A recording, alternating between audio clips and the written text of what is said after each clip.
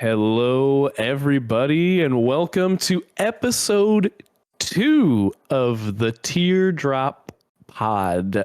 My name is Chris. I am one of your hosts today, and I am joined, as always, by my co-host, Andrew. Andrew, how's it going?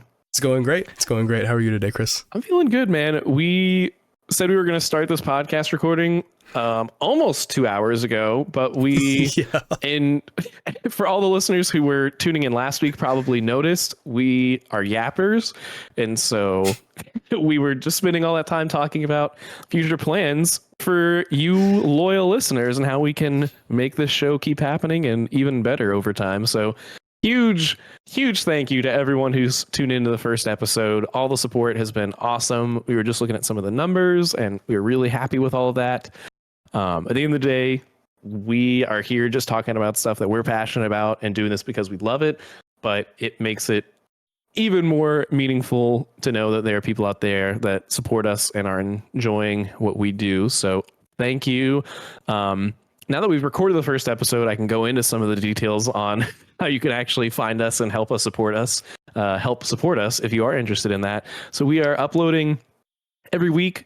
We're not sure when this episode is going to go up, but the goal in general, we think, is to upload on Mondays. So keep an eye out for that. We will keep you all posted. But the easiest way to make sure you don't miss any content, of course, is to just subscribe on YouTube, subscribe on Spotify, or subscribe on Apple Podcasts. Those are the places we are right now. Definitely looking at maybe even adding some other podcast apps if that is something folks are interested in. But yeah, please go subscribe to the Teardrop Pod on YouTube, like the videos, comments, ring the bells. You all know how this works. All the audio listeners, 5-star reviews on Apple Podcast or Spotify are awesome. Love to read your comments. Thank you to Hannah for the comment last week. That was much appreciated. And yeah, that's how you'll always get that new episode in your feed, even if we do end up posting on a day that's totally different from Monday. Does that sound good to you, Andrew? That sounds fantastic to me. I loved all of that. Cool. Yeah, that sounds great. Perfect. We will keep y'all posted on that, but thank you again. And without further ado, we went through the rigmarole last week on how we want to format this. If you are a new listener, if you missed the first episode, or maybe listen like 5 minutes and then said, I don't want to listen to the 4 hours and 15 minutes that are left. The conceit behind this show is just us friends gathering and talking about things we're passionate about. We figure I'll bring some topics each week. Andrew will bring some topics. We'll have some joint topics. And then we will end each episode with a teardrop. Well, a tier list where we sometimes drop things in it and rearrange them. That's kind of how that goes. And so we have all that lined up for you this week. It's a show where we talk about video games, movies, TV shows, maybe music, maybe comics, whatever we're passionate about. But especially video games. That's definitely our main forte here. And that leads us into our first topics this week, which I'll bring up first. My topic, number 1, Yakuza 0, Andrew. Ooh. So I know you love some Yakuza. Oh my lord, do I. So Yakuza 0, not a current hip game by any means. It came out quite a few years ago at this point, but I jumped into the series with Yakuza 7, Like a Dragon, which we talked a little bit last week between Infinite Wealth being on our list for top 10 games of last year and talking about Yakuza Like a Dragon Pirate in Hawaii or whatever that title is of the new one. Something like that. Yeah. Word soup. Exactly. Which I think was your name for is it. Exactly what inspired me to go back to Yakuza 0, because that game features a character named Majima who has his own storyline in Yakuza 0. He's not one of the two main protagonists, which are either Kiryu or Ichiban, but he is a beloved character and a fan favorite. And so I wanted to make sure that I went back, and people say Yakuza 0 is one of the best anyway. And so I figured I would go back and do some homework before getting into the new. And so I've jumped back in to Yakuza 0. And so I think what's really interesting about this one being a fan favorite is, even though it has aged a little bit, it is still very familiar to someone who's played the new Yakuzas, because so much of the appeal is the same thing, whether you're talking about the new ones that are turn-based or these old ones that are featuring a different protagonist and have a different combat style, because there's still so much of the really wacky sub-stories, the just insane amount of side quests that you can do, like with the I guess the insane amount of mini games that you can do. There's a baseball thing, and there's a bowling alley, and there's a whole miniature car racing series of sub stories and stuff like that. They love their mini games in these games, huh? It's like such a huge part of the appeal. It's so fun. We're all the Final Fantasy VII Rebirth haters when it comes to Yakuza. No one complains That's about what I'm these saying, games. That's all I'm saying. But it's been really great. I'm on chapter 10, I think, right now, almost 11. And I believe there's 17. And so I'm making really good progress. But I'm not done with it. No spoilers, obviously. And so it's been really fun. I have appreciated getting to see Kiryu more, because he is obviously still an important part of the newer games that I've played, but not nearly as essential. And I remember starting this game years ago and bouncing off of it because the combat is pretty simple and the story starts a little slow, I think. But once you get... That's one thing that I was going to ask you. Sorry, I didn't mean to cut you off. No, go ahead. How the combat, how does the combat compare? Because I know that the Like a Dragon ones, like the newer ones, they're turn-based, right? Yes. And these are more like kind of beat 'em up? Yes. Am I right? Exactly. So they're totally different in that regard. One thing that was actually cool about the newest one, where Kiryu, like, you can have him in your party, he kind of breaks the turn-based mode in some ways, where you can have him just kind of start beating someone up like he would in these older games, like you're seeing here.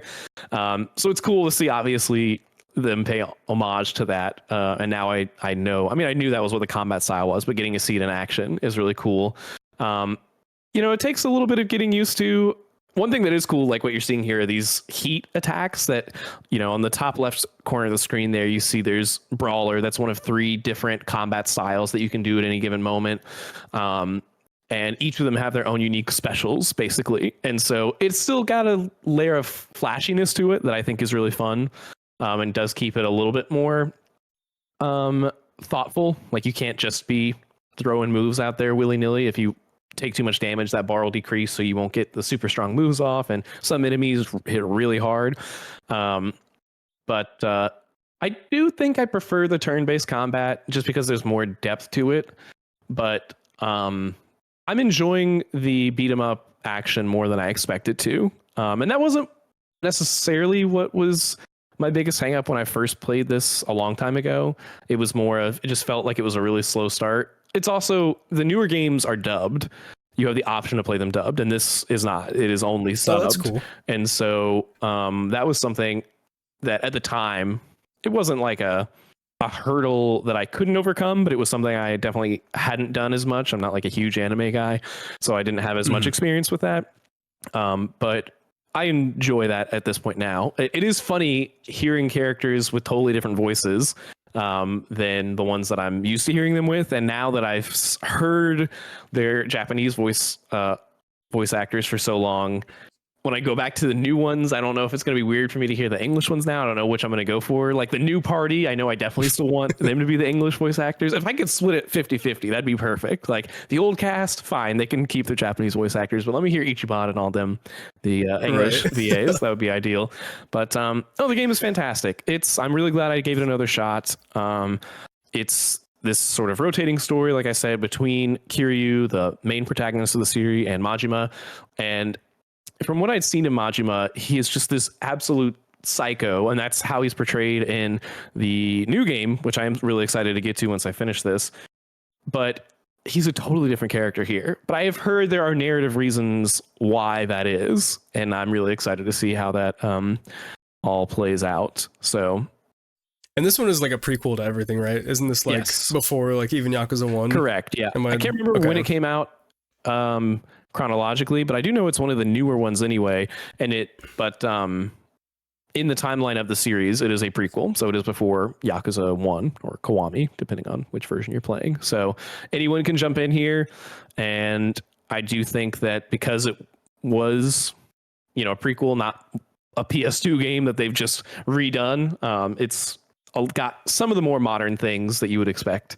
So it doesn't feel too dated, which is nice. That was one thing I was a little worried about. So nice. You can play it on Game Pass, right?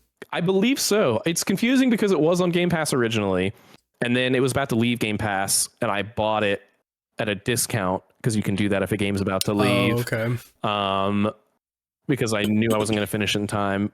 But now I've looked it up on the Xbox app, and I think it says it's back on Game Pass. So I believe it is on Game Pass right now. They go on sale pretty often. I was thinking about just starting over on PlayStation if I could catch it on a sale, because it's been as low as $5 before, but I haven't seen it that low in a while. So if you have Game Pass, definitely check it out. And even if you don't, for $20, I mean, How Long to Beat has it at like 30 hours if you do just the main story, which that's absolutely not the way to play this game. Like, you are missing the entire point of the series if you're not doing the extra sub stories and side stuff. I mean, those are literally some of the best moments. There's, oh man, I won't spoil anything, but there's one that I played the other day that I will just say is a mashup of, because this takes place because of the prequel. I think it's in the 80s or 90s. I think it's the 80s, with a famous movie, someone who resembles a famous movie director of that time working on a music video with a famous music artist from around that time, all in Japan, and with the amount of Yakuza wackiness you would expect. And that is one that I don't think I will forget. It's so funny. That sounds awesome. It's so good. It's so good. Really enjoying it. Glad I gave it another shot, and we'll definitely let you know my final thoughts, but I can't imagine it takes a turn for the worse. So it's just really cementing my love for this series, man. Like I remember for a long time I told everyone who asked, like, oh, you started with Yakuza 7, like what about the others? I was like, it's just such a big commitment in my mind to say I'm going to go through and play every game in the series, especially because they are formulaic, which I don't think is a bad thing. I was expecting to get kind of burnt out or tired of it at some point, and so far I really haven't, because they're just so wacky. And I'm kind of at the point now where I'm like, I might actually just try and find a way to play go through all of these. I might do it. Jeez. Not back to back to back. That's a lot, man. Like, I'm going to play 0, and then I'm going to go to the new one, the Hawaii one. But after that, I will take a break. But I think it may be the thing that anytime I have a gap in my my gaming calendar where I'm not playing something new, I'll be like, might be time to get a little start on Yakuza 1 or 2. Yakuza Yeah. Just over time. I'm not planning on doing it all in like even a year probably, but maybe I'm about to say in a year would be you just be playing Yakuza all year. And I don't think they're all as long. Like, I think the longest ones are the ones I've already played, like 7, 8, and 0. I'm pretty sure are the 3 longest ones. So the others will. Oh, then that's not too bad, I guess. Yeah. It's just, I'm shooting myself in the foot by saying I want to do every side mission in the game, because that obviously extends the length by a pretty wide margin. Significantly. Yeah, exactly. Yeah. But like, I don't know. That's like some of the best parts. I don't know. So can't miss it. And we're both kind of that type of guy too, where it's like, we get into a game, like we want to do like everything. Exactly. Like, I used to be like a huge platinum trophy hunter on PlayStation. I don't do it nearly as much, partly because I just don't have as much time for games as I used to, partly because I feel like once I hit 100, I was like, it's not like I've made it, but the drive just wasn't the same. It has to be, because then the next whatever big mark is like 1,000. It's like, you're ever gonna hit 1,000? That's never gonna happen. Like, come on. And I'm definitely more multi-console now than I used to be. I play a lot on Xbox with Game Pass or on PC with my friends and stuff. So it's also harder to guarantee I'm gonna do that. But it is scratching that itch, itching that scratch. It is scratching that itch for me as a completionist. It's scratching that Ichiban. Clip that one for socials right there. No, I'm out. Bye. I'm here all week, guys. So Yakuza, great. That's a great entry point for it. I think it is on Game Pass, so go check it out. Nice. Only other game I wanted to really briefly talk about this week is Overwatch 2, and I'm making sure it's brief here because I don't want to go down this rabbit hole. Overwatch 1, if you would ask me at its peak, I would say it was probably top 10, maybe top 5 game of me for all time. If you talk about just pure gameplay, I don't know if there's any game I've played more and for as long as consistently as I played it. But Overwatch 2 has had some real problems that most people probably know about. The microtransactions, the monetization, I guess I should say, I feel like were handled really poorly in Overwatch 2 with the new shop. We were promised a lot of PvE content that has been scrapped, which is really disappointing. In general, the narrative content, whether it was the form of the cinematics or the shorts or whatever, feels like they have steadily declined in the amount of that content we've gotten, so I don't feel nearly as attached to a lot of the newer heroes as I did some of the older ones.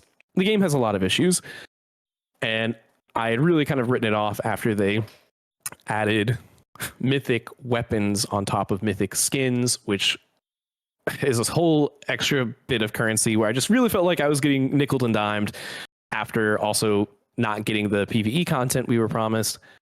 And so much of that stuff like kept me from playing Overwatch 2. Yeah. Like I think I sunk 800 hours into Overwatch 1. That's crazy, yeah. Like, yeah, I played a lot of Overwatch 1, and as soon as Overwatch 2 came out, like I was just gone. I could not be interested like in the slightest in it. Yeah. It put me off so bad, all the monetization stuff, and you know, Overwatch 2 yeah, really it just wasn't for me. It really invigorated me and my friend group for a while, but when we started to fall off, we fell off pretty hard, and especially Marvel Rivals was kind of the last nail in the coffin, I think.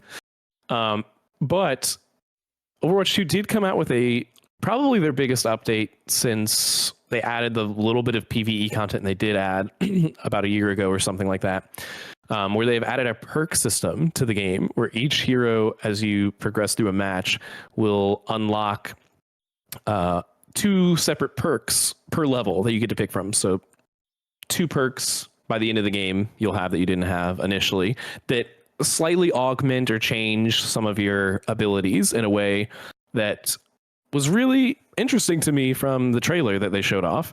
And so my friend, shout out to Fahad, and I hopped on and gave it a try, and only played for like 30 minutes, an hour. Didn't, fall in love again or anything. But I do want to say that I think that it's at least, I can rag on this game a lot, but credit where credit's due. I think this is a step in the right direction to making it feel a little more fresh and making it stand out. I think people have said this is a feature that's in Apex or something like that. I'm not an Apex guy, so it feels very new and fresh to me.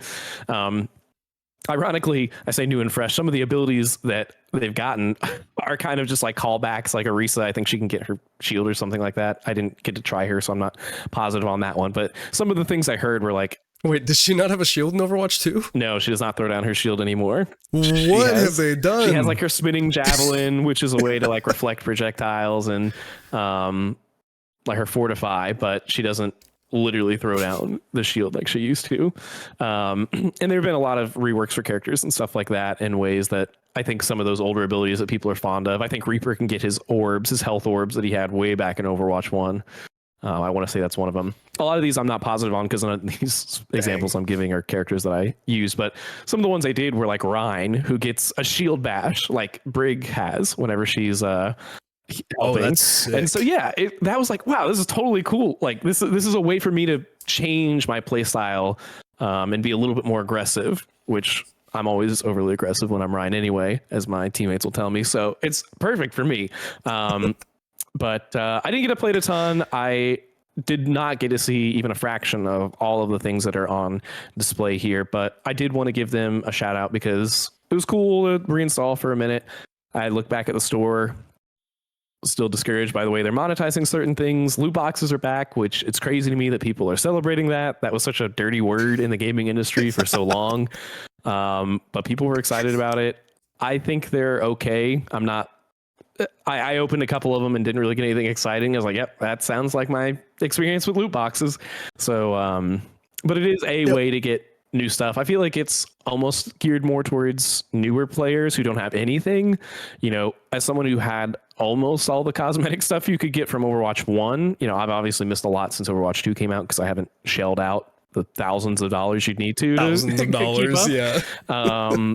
So there are some cool new things I could get, but I was still getting some duplicates and things like that. So I think it's probably a better thing for total newcomers. So I'm happy for them, I guess. But just want to say, I did hop back on one of my favorite games at one point, and I will be keeping an eye on it. You know, I think them talking about going back to 6v6 is like one of the biggest nails in the coffin to me for Overwatch 2 simply never needing to exist. You know, I feel like them backtracking on that on top of the PvE, it's like, this doesn't need to have a 2 in front of its name anymore. I mean, that was the one at last, whether you liked it or not, I feel like that was the last real defining difference between the two. So if that does come back, you know, I think they will struggle to balance it, which they've been very open about in their developer updates and things like that. So we'll see. Dude, the PvE was always the part that I was like most excited about whenever they were talking about it, because it was like, but by this point, you know, like I said, I've played 800 hours of competitive. Like, I don't need any more of this. I've gotten my share. Like, I've been gold stuck for 700 hours of my 800. It's like I've been hard stuck gold. Everybody's stupid, and I just can't solo queue in this game. So yeah, give me some PvE stuff. And then they're like, yeah, we're not doing it. It's like, okay, well. And then, you know, everything goes downhill, and now I feel like they're hitting the panic button, the Marvel Rivals panic button. We gotta do something. Yeah, 6v6. it is kind of put some perks in the game. How the timing of that worked out. Like, I know I'm not a game dev. I'm not going to pretend like I know everything, but I am positive that this was in the pipe, you know, way before they were really worried about Marvel Rivals. But the timing of it is very ironic that it's like they are trying to claw their way back up from, I think, getting a little bit of a beat down here from them recently, which is, I mean, competition is good. So I hope that that continues to force them to take things a little bit more seriously and evolve more. Yeah. But I'm with you. The PvE was super disappointing because that world is just so ripe for building upon. And it's crazy how much I did care about those characters, even with the limited lore we did have on them. And so if they had all those little movies that they did were so good, dude. I think I did this. They were so cool. I did this on a stream back when I used to stream. I did a tier list, I think, for all of the cinematics, and rewatching them was just so fun. I was like, these are all peak. Like, almost all these could be high S tier. I mean, they're just. I think the Bastion one was the first one that I ever watched. It was like, man, it kind of had me like a little, you know, get a little teary eyed. I mean, people compared them to Pixar quality, and I think that is the highest compliment you can give something like that. So they just had so much potential. I'll always have a special place in my heart for the memories, if nothing else. But you know, I'm really enjoying Rivals. I'm not playing it as much as I thought I would, so there is a little bit of room for Overwatch in there. Maybe if I could get another group that wants to play it, I would definitely be open to dabbling with it every now and then. But we'll just have to see. Ball's in their court. So I've been grinding Rivals, dude. That's been like one of my main games over the past, I don't know, 3 months. Like, dude, you gotta hit. I've pretty much exclusively like solo queued. Like, I barely play with anybody else. I was gonna say, dude, hit me up, man. Let's get in a groove. What rank are you? I'm gold. Okay, I'm gold. Plat right now. 2. So I think we're close enough that we could play. I think I'm plat 2 right now. So there you go. Oh, then yeah. I think we should be good. Yeah. Carry me. I feel like I'm carrying my team every time. Well, I feel like that in every game, but I'm a lone group player just trying to throw up some walls and protect everybody, and nobody tank. cares. Come on, bro. Yeah, I need a good tank in my corner here. So I got you. Maybe one day we'll have a stream, a teardrop pod stream. Ooh, that could be fun. But that sounds like a good time. Maybe we'll make it a goal or something. You know, once we hit 100 subscribers or something. I don't know. Spicy. I like it. But, yeah. My last topic for today is the show that just wrapped up on Disney Plus, Friendly Neighborhood Spider-Man. This animated show was originally called Spider-Man Freshman Year and was supposed to be the origin story of the MCU, so Tom Holland, Peter Parker. But pretty early on, they changed that to its own thing, just wholly original. animated show with a new Peter Parker. And I am so glad they did that, because this show's greatest strength is how fresh it feels in a lot of ways. I really, really like this show. And spoilers for the end of this episode, our tier list for the week is all of the Marvel shows that are not including the Netflix. I shouldn't say all the Marvel shows, the MCU shows or Marvel animation shows that have come out on Disney Plus or later. But I think we also included Daredevil in there. We'll figure out the details. We did put Daredevil. I threw Punisher in there too, because I like the Punisher. And those are basically MCU shows because they're about to be included point, next week, or maybe this week, depending on when you hear this, with the new Daredevil show that is a continuation of that. So, yeah, I think this is a really great show, with the caveat: the first episode was so bad I almost quit watching it, in my opinion. Oh no! In my opinion, the first episode is very bad. I think it's got some of It's just slow. It's slow. It's some of the weakest dialogue of the entire show, I think, in that episode. And I really don't like the animation style that this show has. I'm trying to decide if I want to use the phrase grew on me or if I just accepted it as the show went on. There are moments. There's a moment, especially in the next to last episode, that visually I was like, that is cool, the way they're conveying this. But that one moment, there are a lot of other moments that I was like, this is kind of hideous. And so I still am not a big fan of it. I tolerated it. But between the animation style really striking me the wrong way, and I think some really weak dialogue at the beginning, it's a rough start. But if you're willing to get through that, Mare, my wife, was watching it with me, and she actually liked the first episode. See, we have this thing where a lot of the times I will hear about something and I'll say to her, hey, we should watch this. And a lot of the times, not to toot my own horn here or anything, a lot of the times she ends up liking it. All right, I'm pretty good about picking the stuff out that we watch. But after that first episode, I looked over her. I was like, so do you want to keep watching? I was fully expecting her to jump off. But she was like, yeah, I liked it. Let's keep going. And so we did. And I am glad that we did, because, man, it just gets better and better as it goes. There's a character in it that is almost as much of a main character as Peter Parker, which is Lonnie. I think it's Lonnie Hamilton, who is a character that a lot of people don't know. And I think that's, replicated multiple times in the show. There's one of his best friends is Nico. Nico Minoru, I think is her name, who is an established... Wait, Nico's in the show? Nico's in the show. What? That's crazy. I only know the Marvel Snap card. I don't actually know what Nico does. I mainly know her from the Midnight Suns game. But I don't think she's typically a Spider-Man character, but she is like a main character, and she is the best friend archetype in this show. Her and Lonnie are really the two, and both of those characters that are like main characters are people that folks don't really know, and so it doesn't feel tropey in a way that so many Spider-Man origin stories would feel. And it's not an origin story in the sense this is not a spoiler. And there won't be any spoilers for this. They don't go through the Uncle Ben thing, in this universe that's already happened. That's not a spoiler because it's just acknowledged right off the bat. They don't do that. Honestly, good. It's how many times can we possibly exactly? And I think they do that. But you do see him get his powers. It's an origin story in that sense. Okay. And again, that's 5 minutes in, so I don't really consider that a spoiler. So it is starting fresh, but it's doing it in way. And sorry, I'm back to that word soup thing. Yeah, it is starting fresh, but in a way that is also not feeling tropey because of how many unique and new spins they are taking on these characters and their roles within Peter's life.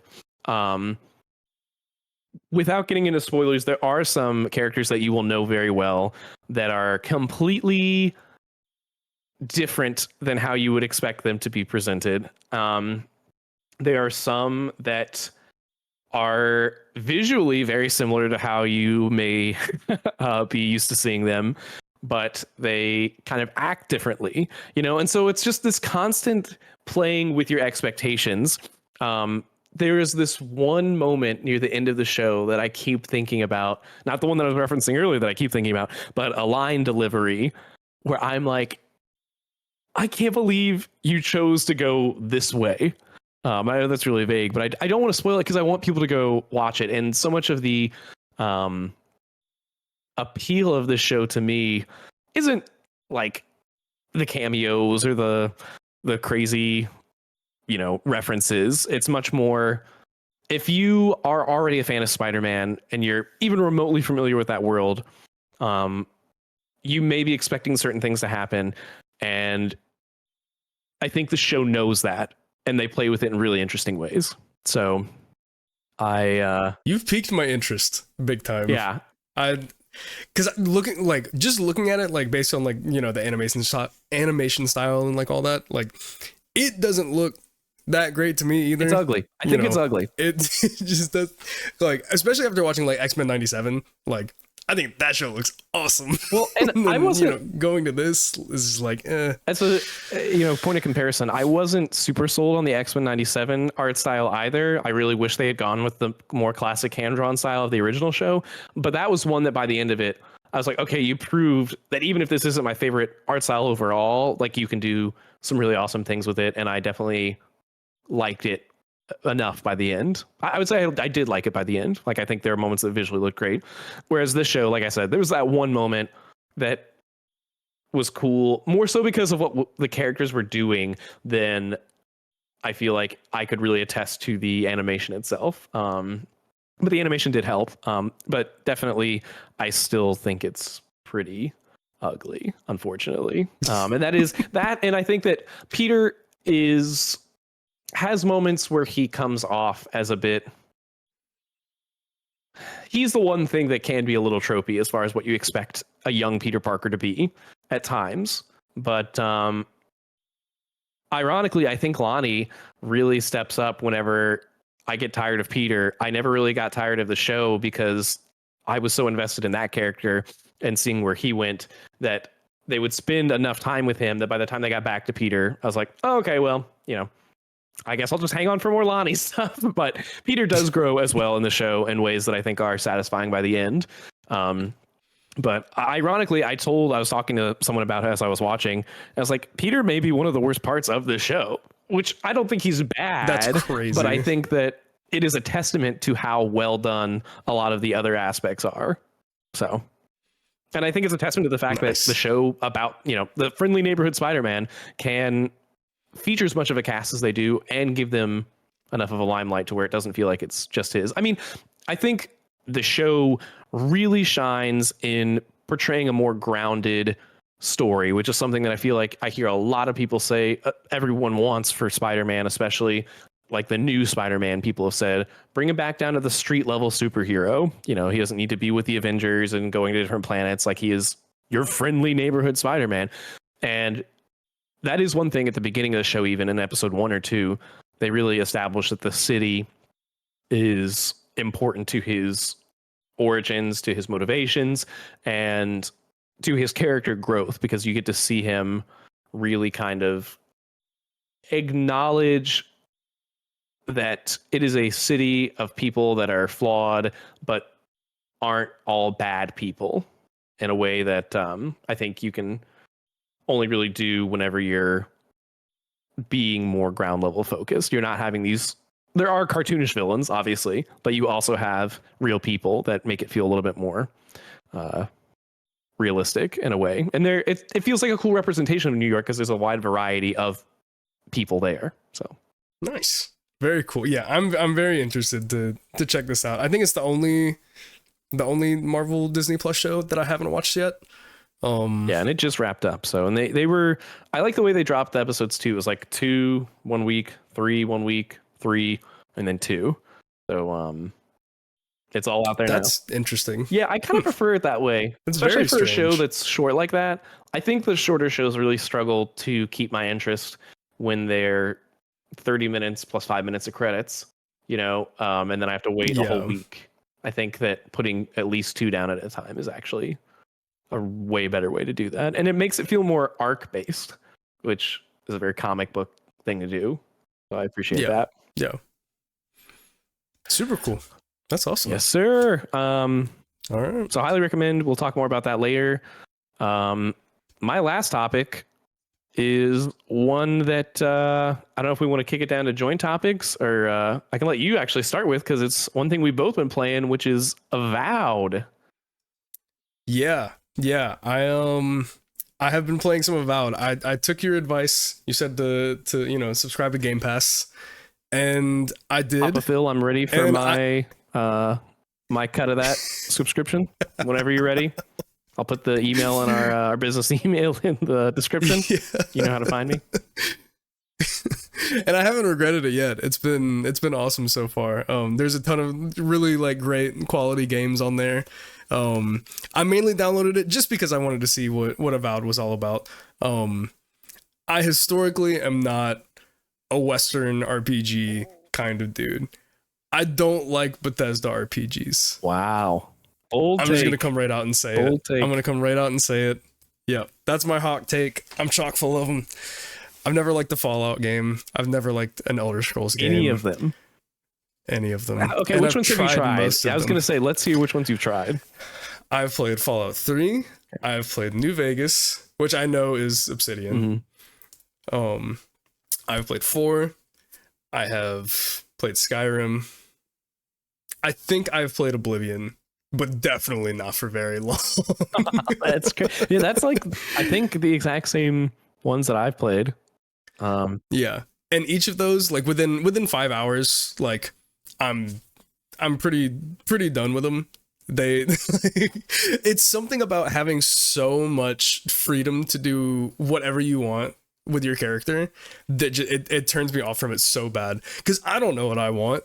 You know, you get into the game and it's like, okay, spec your character. And I'm like, great, this sounds so much fun. What do these things do? It can be very overwhelming. And I find myself it's overwhelming. The older I get, that sounds like such an old man thing to say. In my old age, I definitely get more overwhelmed by that kind of thing easier even than I used to. If you give me too much freedom, I kind of freak out a little bit. So I get that.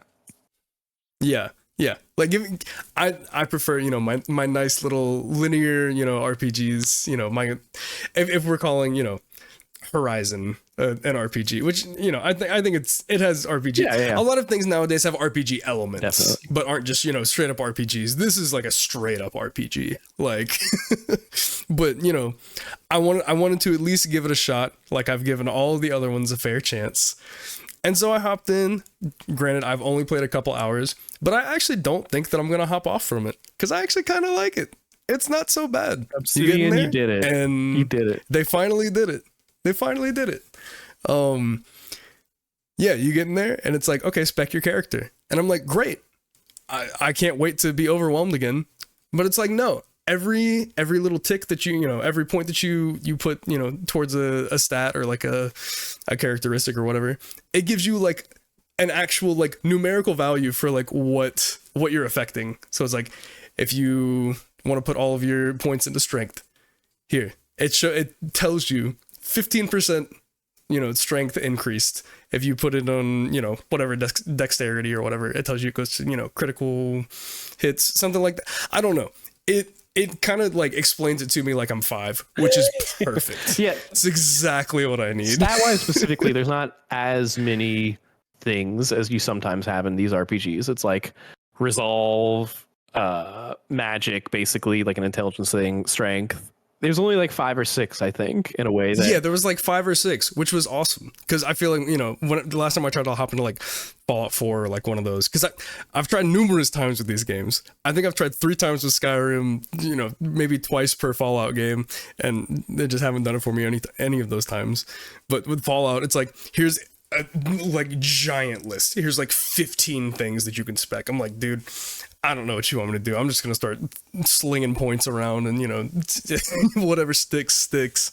Yeah. But yeah, hopping into this, I wasn't 100% sold on it right at the start, but it did something for me. I think the combat feels good. I think, some of the menuing stuff feels good, and the skill tree seems chill enough that I can, kind of wrap my head around it, especially getting into like Skyrim, like that skill going in there, and there's so many different, skill tree things that you can do, and, what do you want your character to be? It's so hard for me to just like know that kind of stuff. But here it's like, here's a sword, here's a big axe, or not an axe. What do they give you? They give you a hammer and a wand on like the first little island. And it's like, okay, here's 3 things that you can, kind of see if you want to pick up at the beginning. And I gravitated towards the wand and the book. Yep. Of spells or whatever. The grimoire. Yes. That's also my main weapon. But I feel like the game really encourages you to try everything in a way that a lot of games struggle to do, which is really cool. Right. I have used a pistol in one hand and a dagger in the other. I've done a sword and a shield. I've done a great sword. I've done a wand and a grimoire. And you can have 2 different loadouts at one time. And so it encourages that, I feel, in a way that I have adjusted my stats personally so that I can kind of be a pretty evenly spread out individual. So if I want to experiment with any given build, I can.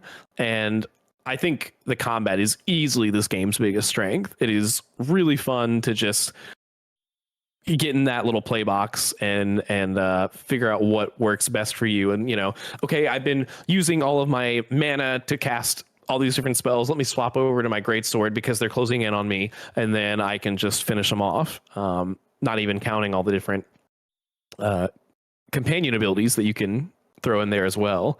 So it's that's definitely one of the big strengths for me as well, because like especially in like Skyrim, like at least in the first like few hours that I played, and I know that I keep comparing this to like old Bethesda RPGs, but I feel like they do have a lot of similarities. Yep. But like in Skyrim especially, like to me, at least in those opening hours, like that combat is not anything like crazy. It's swing a sword and that's kind of it. I don't think that it feels great. I don't think that there's anything like too spectacular about it. It's just kind of okay.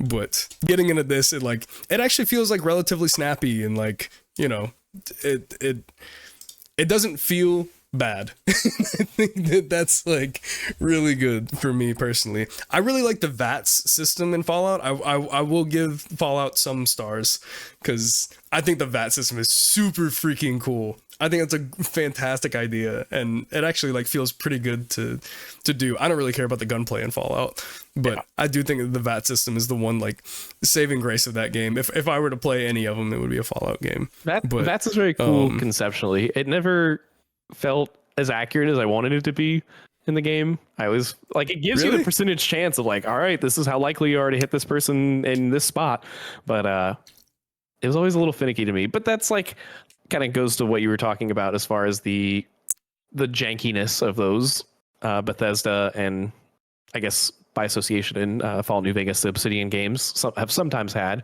I think I didn't play Starfield. I ironically have the Starfield controller because I thought it looked really cool, and I thought I was going to play that game and like it. That's crazy. I don't really regret it. It's a pretty cool controller. But I know a lot of the talk around that game was, it modernized some things, but it still didn't feel as up to par, I think, as some people would want modern RPGs to feel when they're in the same realm as a Baldur's Gate or a Witcher these days. There's much more competition. Yeah. And so I do think that, and I think I even talked about this a little bit with Indiana Jones last week, where first person combat that isn't guns, I think, can be really tough to make feel right sometimes. And this, I think, does a pretty good job. I think it feels, like you said, very satisfying for the most part.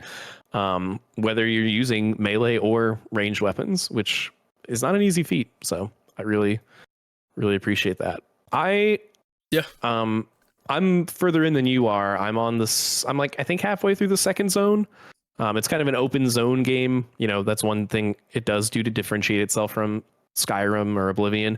Those are just entirely one big open world, whereas this is kind of, I think it's 4 or 5 open zones. Right. And so it does feel a little bit more, again, manageable, in my opinion, because of that, in a way that's like, okay, I'm pretty much done with everything that I have found I've mostly cleared the fog on the map, and I've done all the side quests I had in Zone 1. So now I feel like I can move on to Zone 2 without being overwhelmed. And I think I appreciate that more limited scope that makes it feel a little bit more accessible to me.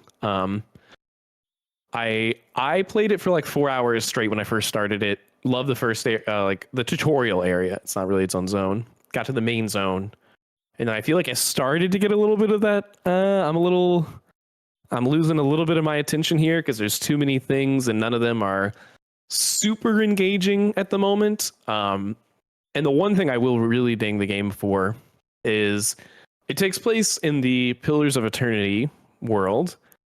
And man, do they want you to really learn the lore of that universe. There are many one complaint that terms and references to things that is just fantasy word soup to reference, the phrase I used last week that you like so much. It is just a jumble up mess of lore to try and figure out, which it does in its defense try to soften the blow of by giving you this option in dialogue to pull up like a side menu that is like a glossary basically for these proper nouns of the world that you probably aren't familiar with. So that's cool, but I am at the point where I'm not skipping dialogue from characters, but like there's a lot of books you can pick up and read, and I just immediately pick up, and if I can add it in my journal, great, cool. If not, just press A anyway because I'm not going to read this. There's just too much world building in a world that also feels like you're supposed to know a little bit more than I expected to going into it. So I found that, and the main story overall was losing me a little bit there at the beginning. The concept is that you are this person, I think it's a godlike is what you're called. You've been touched by a god, and so you're given, it impacts your appearance and your abilities in a way that everyone knows it about you as soon as they see you. And that as a concept was super cool to me. But you also are an envoy for the emperor, who has sent you off to try to help figure out what is plaguing the lands, which is this thing they've named the Dream Scourge, which is like a sickness that seems to be coming over people and nature and animals that causes them to essentially go crazy. It's a really cool concept, but as you're going through the main story, you're also getting feedback, I guess. You're hearing this voice in your head of this entity who is kind of unbeknownst to you who it is or what their intentions are, but they're trying to kind of guide you. And the one thing about your character that is interesting is that most godlikes know who their god is that's touched them, but you don't. There are multiple gods in this universe and you have no idea whose has kind of been guiding you. And so to me, it feels like it's very obvious that this voice speaking to you is probably that god. I'm not done with the game. There's not been any, that's not a spoiler because I don't know. There's not been any development of that in my game. That's just, if it's not, I would be shocked. Yeah. And so it feels very on the nose. I don't know if there's going to be like some twist at the end that, oh, that's what we knew you were going to think, but it's not actually them. But I found that part, it gets a little bogged down in itself because there is a lot going on. Some of the politics, because you're an envoy, I've not found to be super engaging. And some of the side quests are cool. I'm a little biased because I'm playing Yakuza at the same time, and those side quests are pretty crazy. Some of them are a little rote, but it is a world that's just fun to explore. Even if the rewards aren't always the most satisfying, I think that, you hear a little jingle whenever you're close to a treasure chest or a knapsack or something like that, and there is some very primitive part of my brain that just really enjoys chasing that jingle and opening a box full of stuff. Like the dopamine hit, and you're just like, oh, dude, I gotta find this thing like right now. Exactly. And like 9 times out of 10, it's gonna be something I don't really care about. This game, one thing, the resource management in it is so weird because I have like 150 consumables at this point. Like, as long as I take the time to stop and heal, I'm never gonna die because there's no way I'm ever gonna run out. And so that's because it's like a Breath of the Wild kind of pause for like, okay, I can just pause the game and just like heal up and then go back into it and get smacked up again and then just do it for the entire fight. Yeah. So the fact there's such an abundance of that stuff is a little broken to me. I feel like they could have maybe balanced that a little bit more, made things a little more scarce. But if it means that it's more fun to explore the world, even if it's not the most meaningful stuff, it still, adds to the gameplay loop, which is cool. But I was thinking originally, I was like, this game's probably like a 7.5 for me. I think it's probably up to an 8 at this point. I am enjoying it. Really? Okay. I think the dialogue is mixed. Like I said, there's one side quest I did towards the end of my time on the first zone where I was like, this is very in depth and very cool for the kind of larger story. It feels like it will have ramifications for my main character. We'll see if it actually does. But because it's one of those games where I'm not totally convinced that the choice matters a ton yet. That's hard to say, but they make it seem like it's a big part of the game. But I have yet to fully see the effects of that. But if you have Game Pass, it's a no-brainer to at least try. And I think it's great so far. Very good. Yeah, for sure. Yeah, I'm glad that I jumped into it, and I'll probably stick with it for a little bit longer. I don't see myself beating it. Oh wow. But, I like it, but not that much. You gotta really wow me, with these kind of RPGs. And they did wow me. They got me more on the hook than any of them before it. So I can see myself playing it a little bit more. And if something like really crazy starts to happen, I'll probably be in it for the long haul. But maybe 3 giant RPGs from now, you'll finally finish one. maybe I've played enough of all of them to where I've completed one full. You add up all your playtime. Yeah. Well, cool. Yeah, and then the other thing for me, whenever I downloaded Game Pass, I was doing some scrolling and I found Ninja Gaiden 2 Black. That game is freaking sick, dude. It's so good. It's a remake of I'm pretty sure Ninja Gaiden 2 is a PS2 game. Maybe it's a PS3 game. I don't know anything about Ninja Gaiden, if I'm being super honest. Yeah, it's a franchise I had never played until the one that you just said that dropped on Game Pass. Yeah, but I've super heard blind spot for that me. it's very frenetic, very hard action games.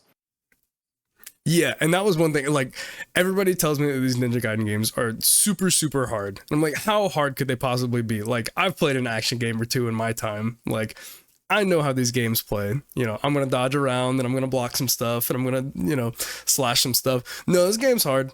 It's hard for sure. I've only died a couple times, but it's enough of like a butt clencher, I'm like, oh god, I'm gonna get my head chopped off because it's very violent. It's very gory. It's very violent. Limbs are getting hacked off left and right, and it's extremely brutal, but it's really fun. The combat feels good. It still kind of feels like a PS2 game. I think it's PS3. I think it's PS3. Is it PS3? Yeah. Okay.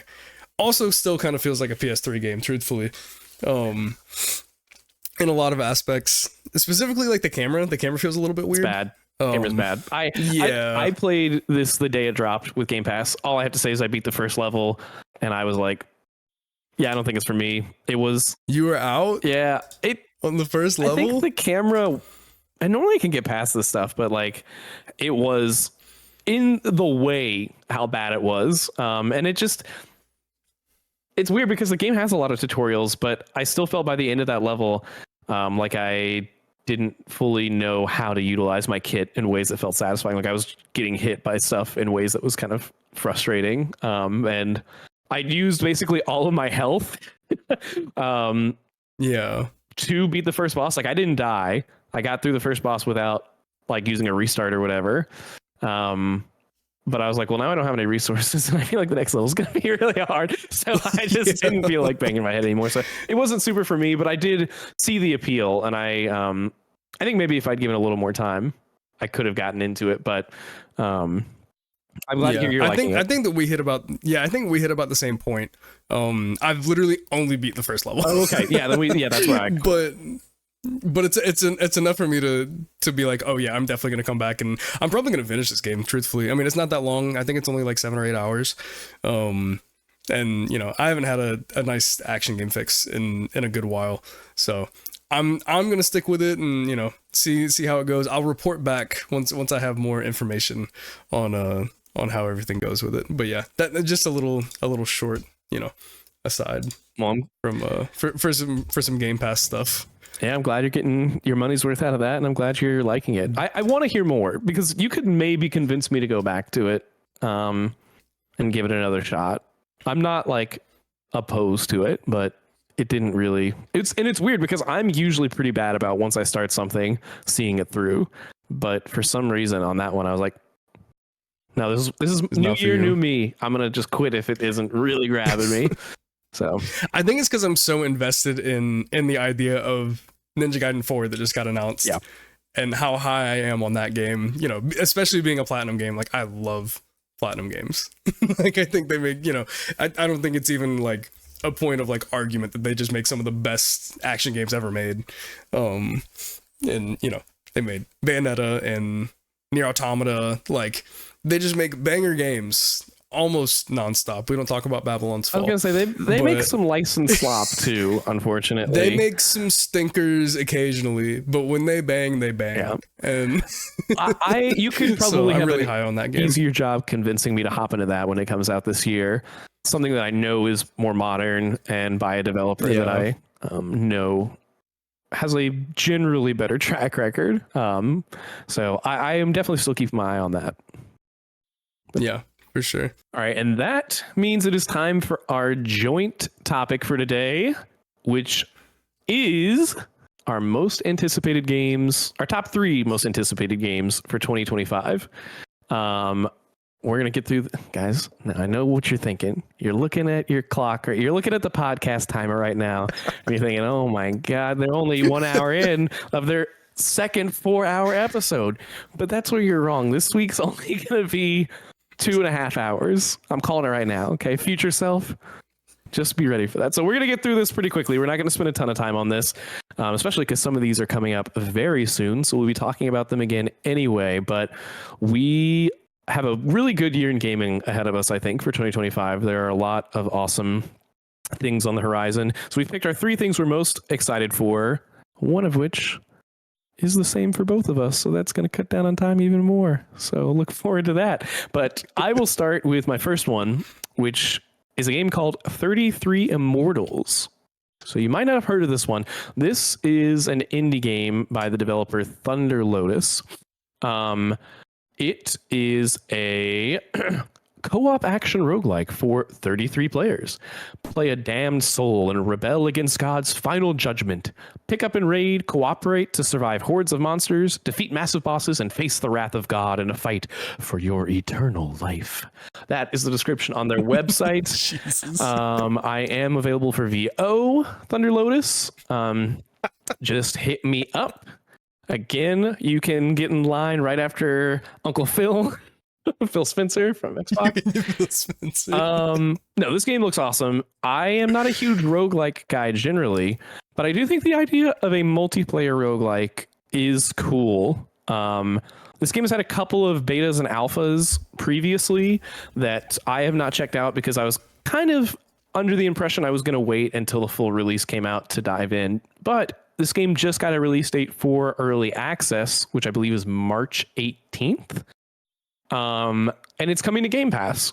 So since it's free for me to try anyway, and it's from a developer that I really love, I figured I will probably jump in and give it a shot. So that's why I'm counting it on this year's list. Who knows if it'll get a full release this year, but it visually has this art style that is very consistent with the developer's previous works. It's almost this like, it's hand-drawn, almost like Ghibli-esque kind of style.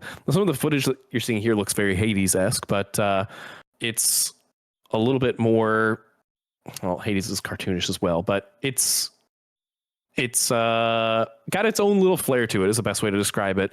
And this developer's previous game, Spiritfarer, is one of my favorite games of all time, probably top 10 of all time for me, for sure.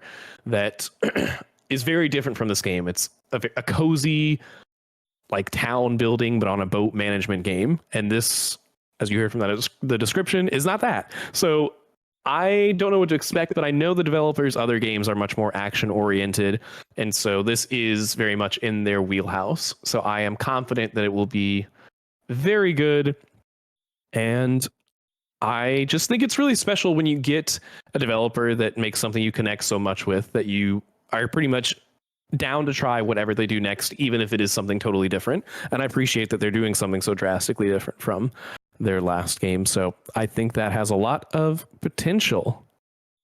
Yeah, I think that game looks super sick. I didn't realize that it was coming so soon. The early access or the beta or whatever it is. It's early access. They just announced that like this week, I think. So sick. Yeah, I'm definitely gonna hop in on that. It looks incredible. I'm a big Hades lover. I played many hours of Hades. So yeah, this looks right up my alley. Definitely gonna hop in. Yeah, if you are a fan of Hades, I can't imagine not liking this, because I mean, again, the multiplayer aspect I think is what makes it stand out more. And I don't know exactly how that will work in a roguelike, but it has me really intrigued. So I think that is the hook. Yeah, I think the premise is very very interesting. Yeah, I think it's good. They are doing something that folks will.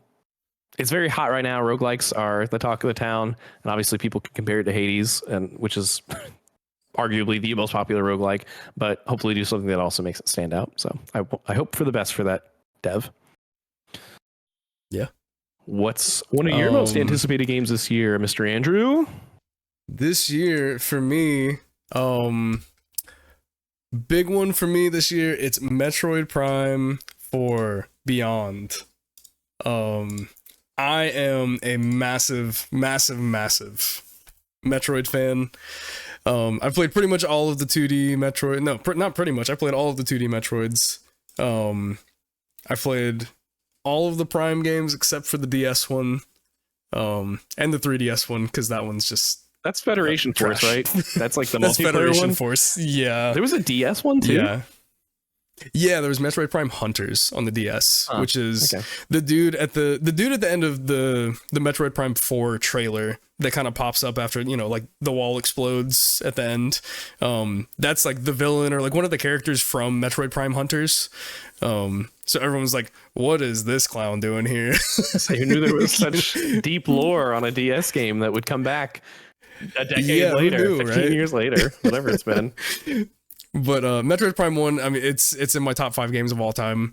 I absolutely adore that game. Whenever they remastered it for Switch, I was over the moon. I was like screaming, freaking out in my room. And yeah, it's the trailer that they've shown for it. It's not like the best trailer. I don't really know, what they're doing with that trailer. But it's got a 2025 release date on it. Hopefully, it lands on that. A lot of people, Chris, doesn't think that it's gonna hit that, but I mean, I think that this is like a surefire like Switch 2 like release window game. Like, within the first 6 months of Switch 2, I think this game is coming out. Almost certainly, I think we get this game by October. That's like my hard read. If it doesn't launch with it. You don't think we're getting the Switch 2 until October? I feel like a lot of the rumors. No. I'm saying I think. Oh, you're saying I think the Switch 2 comes out in like June. Okay, that's what I feel like. Within 6 months of it coming out. The rumors have said, yeah. No, look, I think it's totally possible it comes out this year. Nintendo was such a question mark this year because they're playing their cards so close to the chest with the Switch 2. I wouldn't put anything past them. I just also think they're not used to having a game that's as troubled. Has had as much of a troubled development as this one does. So yeah, I think they have reason to be cautious. And Metroid is a fan favorite, but I don't think sales wise is a juggernaut for them in a way that some of their other franchises are. So I don't know if they want, I could see them holding it to make sure that it is quality, because if it's not, it's not going to draw in as many people. If you make a bad Mario Party, it's still going to sell millions of copies. But if you make a bad Metroid, that could be a little bit more damaging. So, and I think one way to maybe make it kind of a sales juggernaut, which I mean, kind of like the Switch 1, whenever the Switch 1 first came out, You know, what was the launch title for Switch when we had Breath of the Wild, and then after that we had Arms. You know how many copies Arms sold? Freaking Arms is like over 10 million copies or something. Like, it's a ridiculous number. So, you know, say this is the, you know, second or third, you know, big Switch 2 game to come out. I could see this being like a massive seller, and especially with, you know, how many people love Metroid Prime, which, you know, it's probably a lower number than I actually think it is. Yeah. I do hope that, but you know, I feel like it's a beloved franchise, you know, for sure. I really hope that they release 2 and 3 remastered as well, because God, please. It's weird to have a game that I feel like the story is pretty important in that, right? They're all linear, they're all connected. The story's like relatively important. Yeah, so it's weird to me to like, all right, here's 1, and then I guess Google 2 and 3, and then you'll be ready for 4. You know, I never played any of them. I know 1 is beloved, and I really thought about getting the re-release last year. I just never got around to it. You've never played any of them, Chris? I haven't. No. The only Metroid game I've ever beaten is Dread, which was really good. I really like Dread, but oh my goodness, missed out on. We gotta school you on some Metroid. I'm down. We gotta school you. You gotta play some. You gotta play Super Metroid, Zero Mission. Those are like the 2 big ones. Dude. Here's my rebuttal. You gotta play Zero Mission. Have you watched the Alien movies? No. All right. Well, I'll play Metroid when you watch Alien, because everything in Metroid is inspired by Alien, dude. It is. Even just playing the 1 Dread, it is kind of crazy. I mean, you can just look at Ridley and the Xenomorph. Anyway, it's really cool. So yeah, I appreciate Metroid for it being a little bit of a darker horse for Nintendo, and I think I would actually like Prime. I don't know. I didn't have a GameCube growing up, so I missed it. But and by the time I was really starting to get into games and do my own research on them, was around the time of Other M. And so I actually knew, no, I should probably stay away from this series. I think Smash is fine for me. I think all I need to know about Samus is that she is fun to play in Smash if you want to just hold B and charge up a big old charge shot. So, but I am interested in this, and I do hope for your sake and for everyone that it comes out this year. And I do think it's possible, but I also think it's very possible it slips. So yeah, I hope that it comes out and it's good. Like that's the one. That's like the main thing that I'm worried about. With, you know, I'm so glad that no one was in the room with me in 2019 whenever Nintendo put up their video on YouTube saying, hey, by the way, we're restarting Metroid Prime 4. Like, the way that like my stomach just dropped. And like I was like freaking out. I was so upset, but I understood. You know, don't put out a bad game. You know what's the Miyamoto saying? A bad game is bad forever, but a delayed game is only bad till better it's good. Sometimes. There's definitely there's a saying somewhere in there, but yeah, it's like it's definitely better to, you know, just bite the bullet and do it. So hopefully, you know, having to restart everything from scratch and, you know, doing it like that is good. But you know, we'll see how it goes in a few months whenever it finally comes out. Yeah, I'll cross my fingers maybe for you in a few months. Thank you. I appreciate you. What's your next game? For me, what is probably my second most anticipated game this year comes out next week, and it is Split Fiction, baby. This game looks incredible. It is the next game from Hazelight Studios, which is the developer that brought us It Takes Two, which is arguably the best co-op gaming experience I've ever had. It is a lot of what I said about Astrobot in last week's episode, and how it is just pure fun and pure joy and an insane amount of variety, can all be applied to It Takes Two and everything we've seen so far from Split Fiction, except it's also done with a second player. And that is just, we don't get games built from the ground up for co-op like this hardly at all, it feels like these days. I mean, it really does feel like it's a unique genre and a unique approach to it in a way that is so refreshing. You know, the weakest part, I think, of It Takes Two is the story. And this one, at least on its surface, is a little bit more interesting. It's about these 2 writers, one who specializes in fantasy and one who specializes in science fiction, get put into this sort of simulation of their 2 works and have to work together to get out and escape. And So that in and of itself lends itself to so much variety in what you're getting, whether you're a sci-fi or fantasy guy.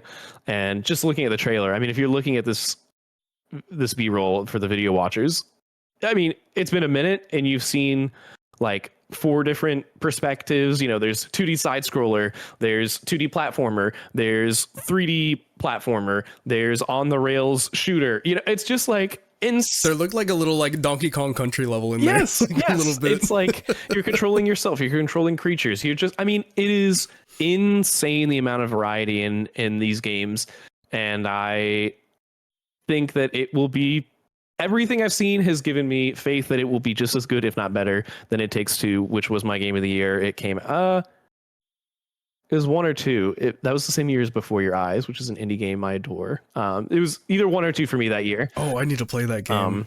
I remember that. Dude, game. You can play it in one sitting. That's a whole tangent that maybe we'll have. Yeah, I was about to say our like best games of all time or something at some point. But yeah. So long story short, looks fantastic. It looks funny. It's got this weird, like almost off-putting humor in some ways. That it's just wholly unique. So. Yeah, it looks incredible. We talked about it a little bit last time. I love It Takes Two. I didn't beat it. That's upsetting to some people, I've heard. Yeah, some people who listened to this episode last week might have roasted you for it. Pretty severely. Maybe, yeah. I got some pretty harsh backlash on that. The hate mail was really uncalled for, guys. I think could have been a little bit more gentle, but I stand with the sentiment. You need to finish that game. Though at this point, just wait and play Split Fiction, because... Yeah, I was about to say, I think I'm just gonna buy Split Fiction and we'll try to knock that one out in a weekend or something. But yeah, I think that game looks great, and I mean, Hazelight just kills it every time. Yeah. So reviews for that, I think, go up next week, on the 4th, March 4th. So again, maybe this week, depending on when you hear this. So we'll know soon how it is, and it comes out next week. So we'll probably be talking about it again very shortly. Yep, for sure. I don't think there's a world where that doesn't end up on my top 10. Probably in the top 5 for this year. Probably in the top 3. Oh yeah, I think that'll be a top 3 for me this year, if I had to guess. Well, just bump it up top 2. Yep, top 2. Fine. Can I get a top 2? Can I get a top That's 1? my arm. Going once? Let's not give away our whole list. Come on now. What is? Yeah. So my next one, it's Doom: The Dark Ages. Sorry, I was just giving you the appropriate. No, you're good. Thank you. I needed background. Yeah, I don't want us to get claims, so that's why I only did it for like 2 seconds. But right, of course, yeah.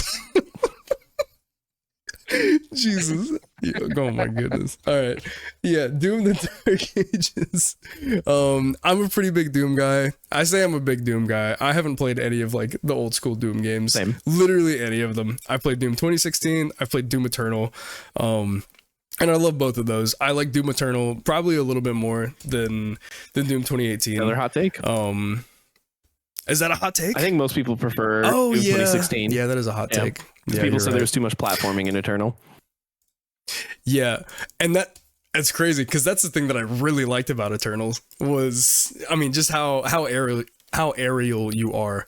Because that was one thing that they were saying in like kind of like a developer, interview kind of deal at the developer direct, was that they wanted Eternal to be, you're fighting in the air a lot, and you're, jumping around, you have all these cool movement things. In this game, you're meant to be more, you're fighting on the ground, you're holding your ground, you've got a shield, you've got chainsaw a sword, probably. Looking shield. It's got like, yeah, you got a chainsaw shield. Like, this game looks freaking awesome, man. Yeah. And this is coming from a dude who's not like, I'm not like a big shooter guy in general, but these games just do it for me.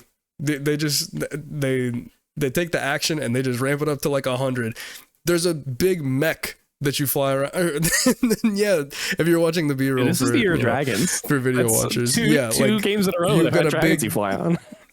You got a big like cybernetic dragon looking deal with like some weird, dude. It's just crazy. There's so much like chaos and just like wait. general craziness going on in these games. Ridley is also a dragon, and was there a dragon in the 33 Immortals trailer? I feel like there was. This is the Year of the Dragon, dude. Oh, there might have been. Oh, wait. We might be onto something here, dude.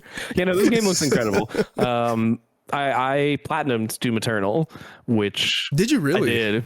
Oh God, poor you. I can't really remember why I chose to do that, because it was one of those ones where you had to play it twice to do it, which is usually a non-starter for me if that's a requirement. But it's not that long of a game, and it just felt so good. I think it was just one of those very rare instances where I finished it and I was like, this game feels so satisfying, and I was so not in it for the story that, like, even though I've reached the end of the story, I just kind of want to keep playing it because it feels good. And so I just went back and wrapped everything up.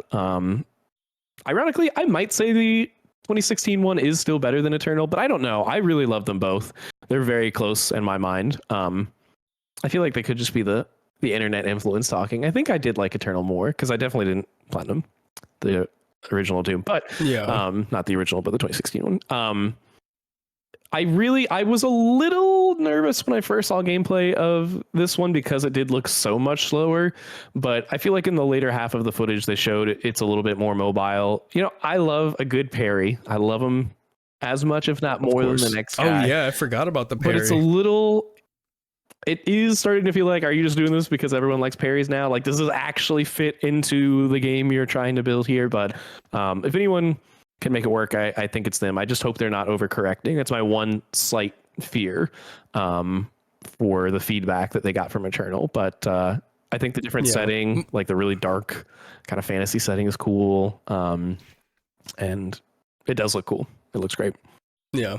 My one worry is that I won't like it as much as Eternal, just because I love so much of like the movement stuff in Eternal and being in the air so much. And, you know, you're grabbing on a pole and, you're flying off of poles and you're wall jumping and like doing all this like crazy like acrobatic stuff, which is what I love the most about that game. So for them to say, yeah, this is a grounded game, I'm like, we'll see how it goes. Yeah. But I'm still just hyped for more Doom. Like I love these games and I think that it just makes incredible, first person shooter campaigns. And yeah, I'm really pumped for this. And now that I've downloaded Game Pass, thank you, Chris. I can play it for so Uncle Phil, when it renews in May, you can go ahead and cut that check to me. And also for the next game we're about to talk about, when that shows up on Game Pass in April, you can cut me that check. So this being on Game Pass, speaking of the next game, but as is the next game, which is our shared. Before this week, when Fable got delayed, I would have probably said this was my second most anticipated game this year, even though I think I knew in my heart of hearts Fable probably wasn't coming this year. Clair Obscur Expedition 33 is the most Chris and Andrew game I might have ever seen in my life. I mean, yes. So this game is a turn-based action, I guess just turn-based JRPG, but not JRPG in that I think it's a French studio. What's the name of that developer? Sand. It's their debut game. It's their Sandfall Interactive. Sandfall, yes. And I think this is their first game. They were also featured in that same direct developer thing that you were talking about where we first saw Doom, and you got to see their dev studio. It's like a castle, dude. It's like so crazy. Yeah, dude, it looks so sick. So they're a very unique group of people, I think. But this game has a gripping narrative hook, in my opinion, which is this like painter in the sky shows up and writes a year in the sky, and everyone that age or older or above that age, I think, disappears. And so it's like slowly going down over time. And so this group of people, Expedition 33, I think, who are next to go, some of which at least, decide that they are going to go try and find the painter, the one responsible for all of this, and put a stop to it to save the rest of humanity, basically, which is such a cool concept. I just find that so... What a cool idea. Yeah. It hooks you immediately. Yeah, like that's all that I needed to hear to be on the hook for this game. The stakes are established so easily and so readily. And I just think that's a really interesting narrative choice. The voice talent is incredibly stacked.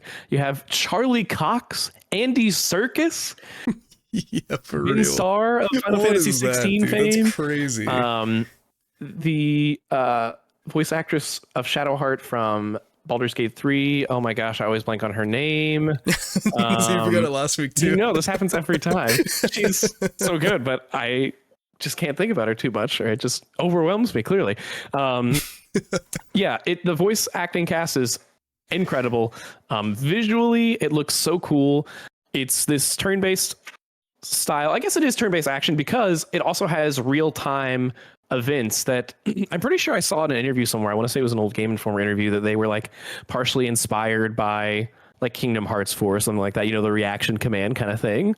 I could be making that up, but I'm pretty sure I read that because they were saying there were a lot of sources of inspiration for them, including like Persona, obviously, and you know, like Paper Mario or like any of like the Mario RPGs. It's like they marry Persona, Mario RPGs, and with like the QuickTime events, they're almost kind of like Xenoblade. Xenoblade has a lot of those. Yeah, that's very similar to where, you know, it's just there's a circle that's just kind of closing in around your button, and then, you know, depending on how strong your attack is your window of opportunity to kind of press that.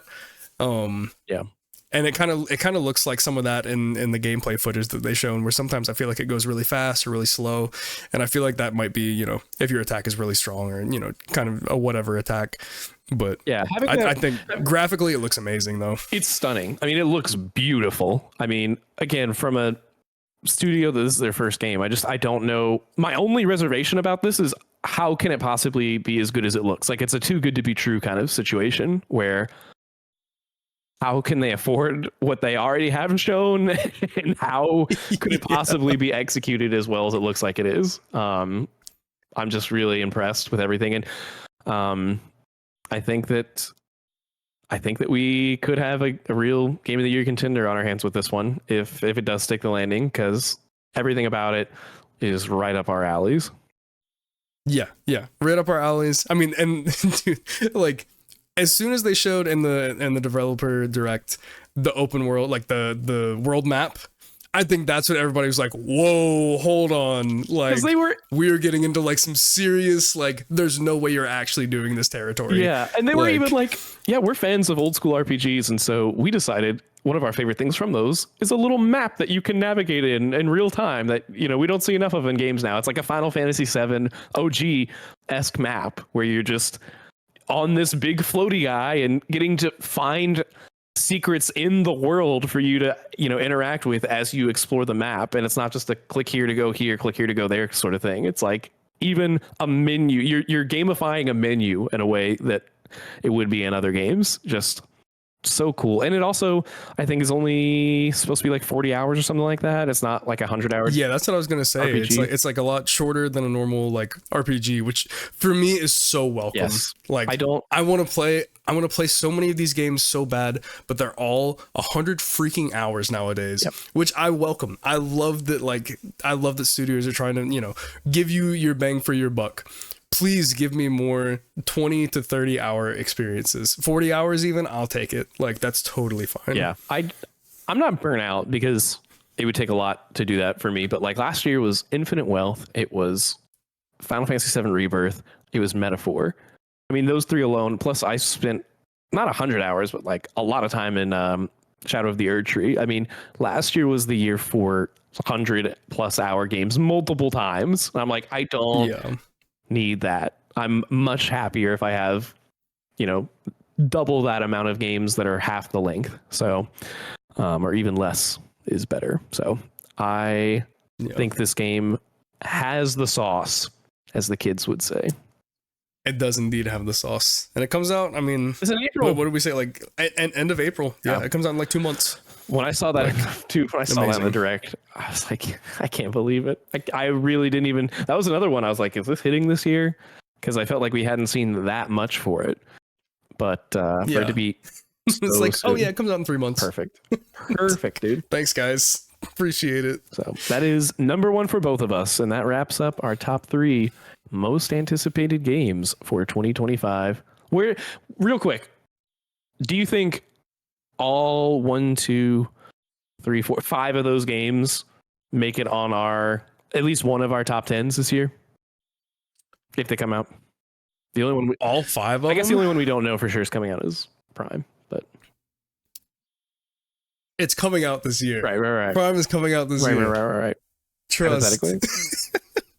Yeah, I do think that all 5 of those probably end up on, if not, you know, just one of ours, like both of ours combined, I for sure think hit. I don't think I'll include 33 Immortals if it doesn't get a 1.0. That was the one that I was thinking about. Yeah. But and I don't know if Prime 4 will get on mine personal one, but like if we did like a joint, you know, if we do the tier list we just did at the end of last week's episode, I'm sure that would be on year 10, so we would have to factor it in somewhere. Yeah. A lot of it's just going to depend, I think, if they drop 2 and 3. Like sometimes I'm fine with skipping the others, but I don't know, for some reason I only want to do 4 if I can see the whole trilogy before that. Dude, you can go into 2 without playing 1. You can go into 3 without playing 1 or 2, and it probably wouldn't matter that much. Okay. Like, I'll let you be the guiding. They're not as story rich as you maybe think they are. Okay, that's fair. That's fair. Well, all right. That is the end of our joint topic, which brings us to the last section for today, which is the titular tier list. Are you ready to drop? Oh yeah, it's tier list time. The tiers. I gotta figure out a different way to say that. Today's tier list, I think I mentioned this earlier, is drumroll, please. That's a really bad drum roll. No, that was perfect. I thought that was a sound you just put in there in post. Thank you. No, today's tier list is Marvel shows. So to give you some extra parameters here, it's not just MCU shows, because we're also including the new Marvel Animations shows, which are not technically in the MCU, I don't think. And we're also including the Daredevil and Punisher shows, which like are MCU now, but obviously weren't when they were made. I mean, they acknowledge the events of the MCU, so I guess they kind of were. Like, I started Daredevil season 1 in prep for the new season, and they like reference what happened in New York so much, and I like thought it was so hilarious because now all anyone talks about is the blip, and so I'm like, oh yeah, I guess the Avengers thing was also kind of a big deal for them at the time. If only they knew what was coming.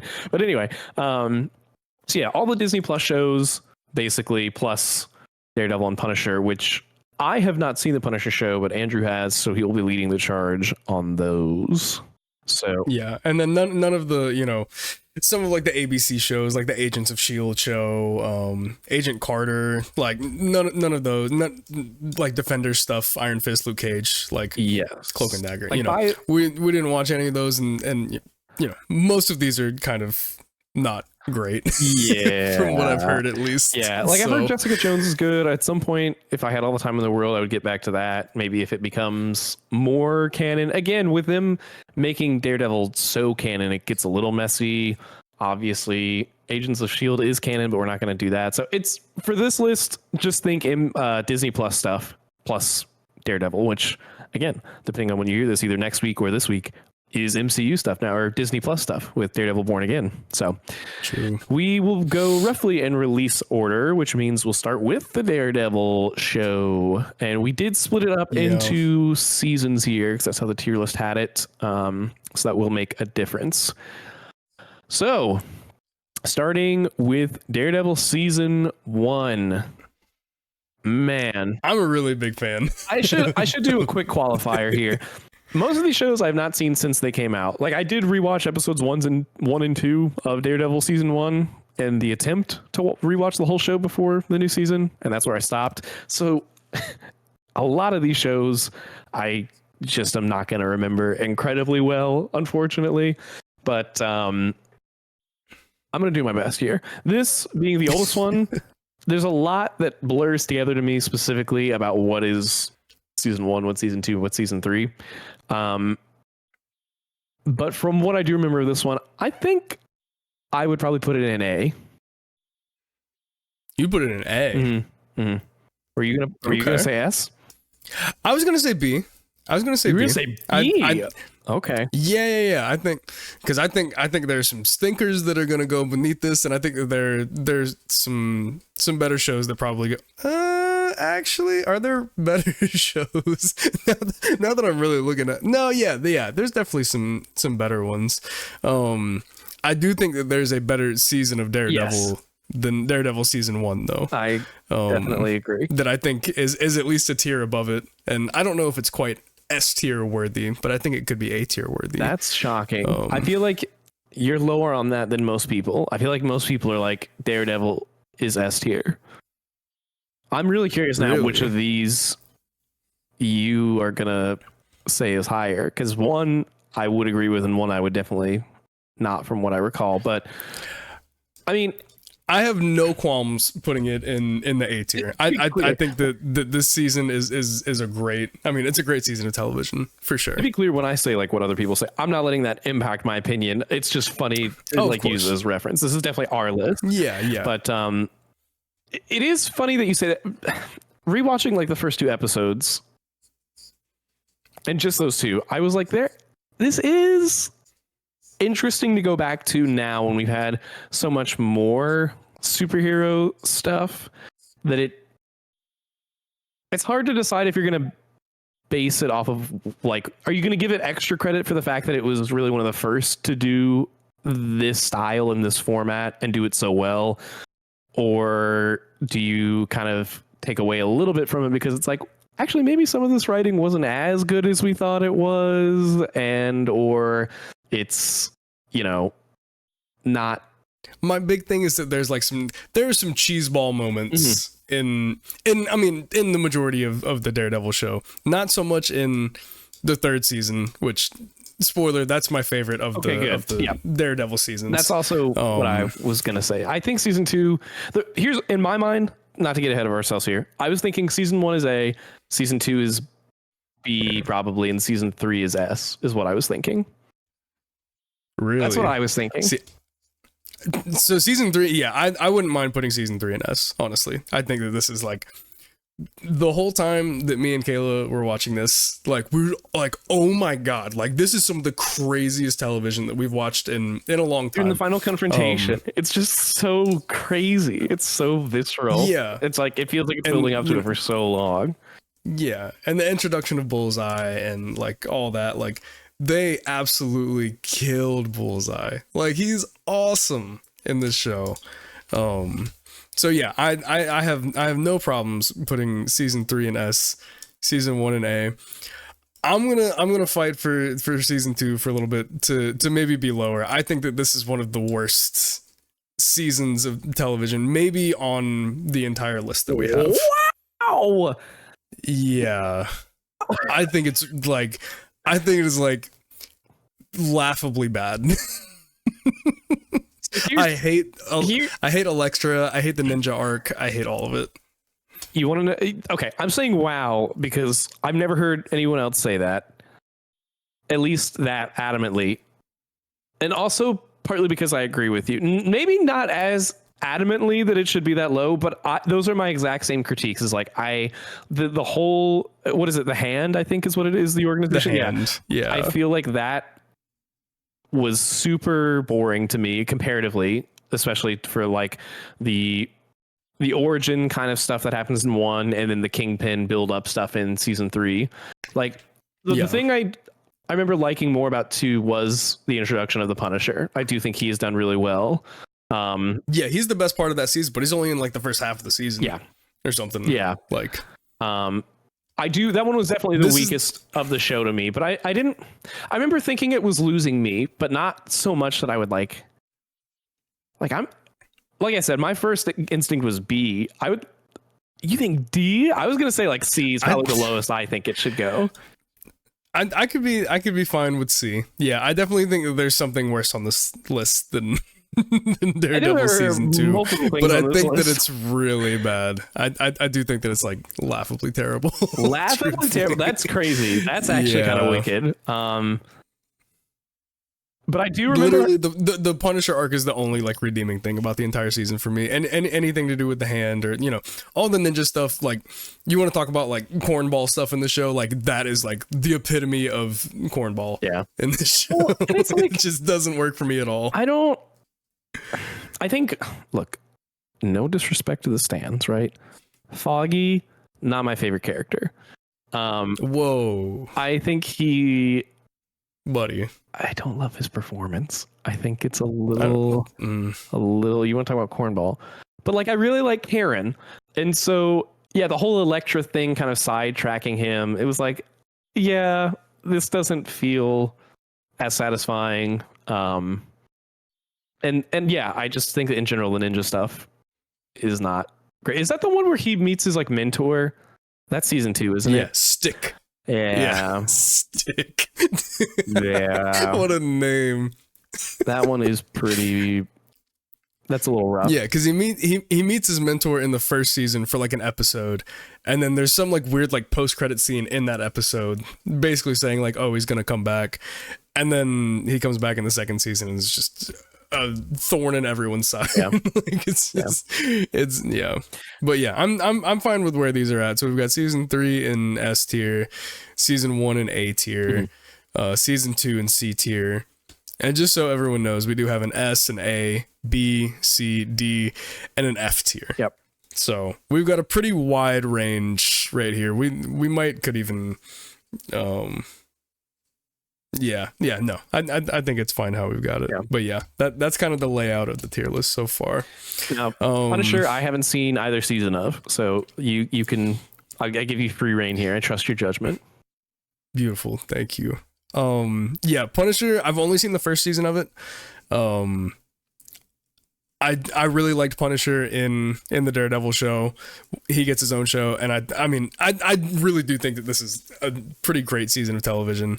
I'm trying to remember specific things about it. Oh yeah, they have what's new thing like his actor in Fantastic Four. Oh, what not Ebon? Yes, the guy from The Bear.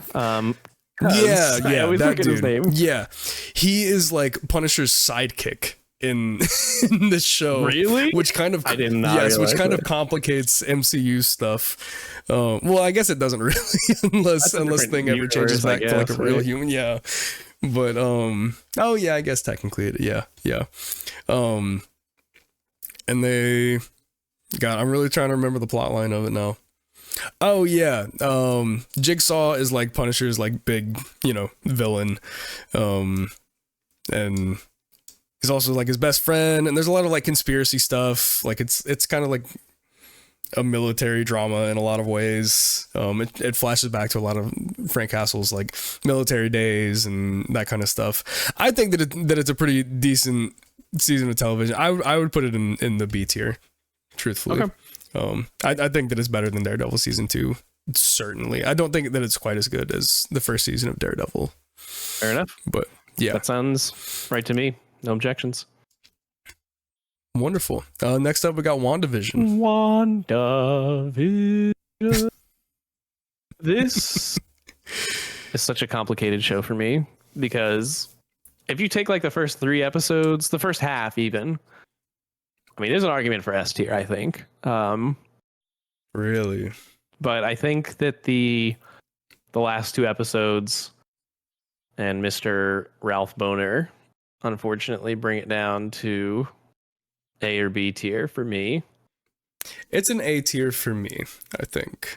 I know a lot of people like they put this show up at the tippy top. Like they love this show. They're ride or die for this show.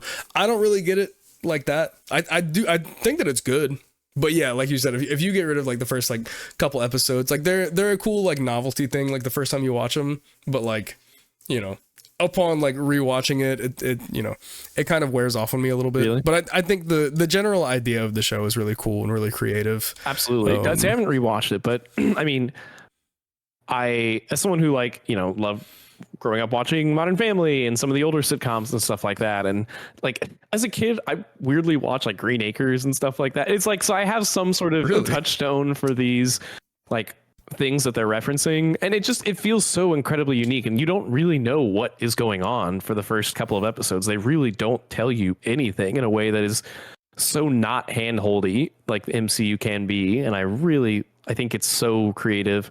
I love those characters. Paul Bettany, his vision is just so good. Amazing. And Yeah, it just the real problem with it, in my opinion, is when it loses that weekly formula of okay, this is a different era of television, and like once it gets to modern times, and then it stops iterating on that, and it just becomes like it focuses on the MCU side of things. It's like, oh well, this is a lot less interesting now, unfortunately. Which, like I said last episode or two, so yeah, I think it's A tier. I think it's A tier. Is A tier? Yeah. I can. Do you think it's? I'm 100% behind that. Above or below Daredevil? That's really hard, dude. I think it's below Daredevil, honestly. Personally, I think it's below Daredevil. That's tough. But I can see an argument for it being enough people like this show enough that I could see it being above Daredevil, like being at the top of A tier, like just perpetually. We're not letting other people influence our decision, right? That's not, yeah, that's true. That's true. Yeah, I just know that I'm full of hot takes. yeah. As apparently I am too. I don't feel like I am, but I'm told I am. No, you can put it below Daredevil. I think that's fine.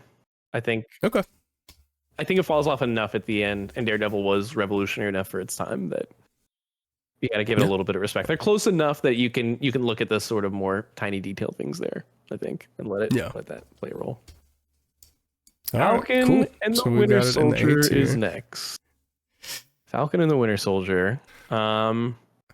I hate this show. I'm gonna be so real with you. I do not like this show. Crazy. I think this show has some really cool moments. It's got some good parts. Like we talked about this some last week, but the Isaiah Bradley stuff I think is super interesting. Yeah. There are moments from the show that just really stand out for me, like the John Walker scene in like the next to last episode, the fight with him. The whole opening with Sam trying to go get a loan and like seeing the grounded reality of like what it would be like to be a superhero in that world, where like you're busy saving the world, you can't get a job, but there's like real problems with that. And obviously, you know, what it's like to be a black man trying to be Captain America in this world. It's like, and I do think that their dynamic between Sam and Bucky works pretty well. Yeah, I think it's pretty good. Yeah, there are some things that don't work super well. We talked about last week. The Flag Smashers suck. Probably some of the worst villains. I think it's cool seeing Baron Zemo again. I do think he's interesting. Yeah, I like Zemo a lot. I think in this. What's the Carter girl's name? Sharon. Kind of a waste. Kind of didn't need to be there. The power broker. Yeah. Whatever. That kind of sucked. And the Wakanda stuff. Like, I know it's important to Bucky's story, but like, you're giving me. I don't even remember the normal logic. Maybe I don't remember that much. And they like show up in that one city, and they do that one fight, I think, against the Flag Smashers.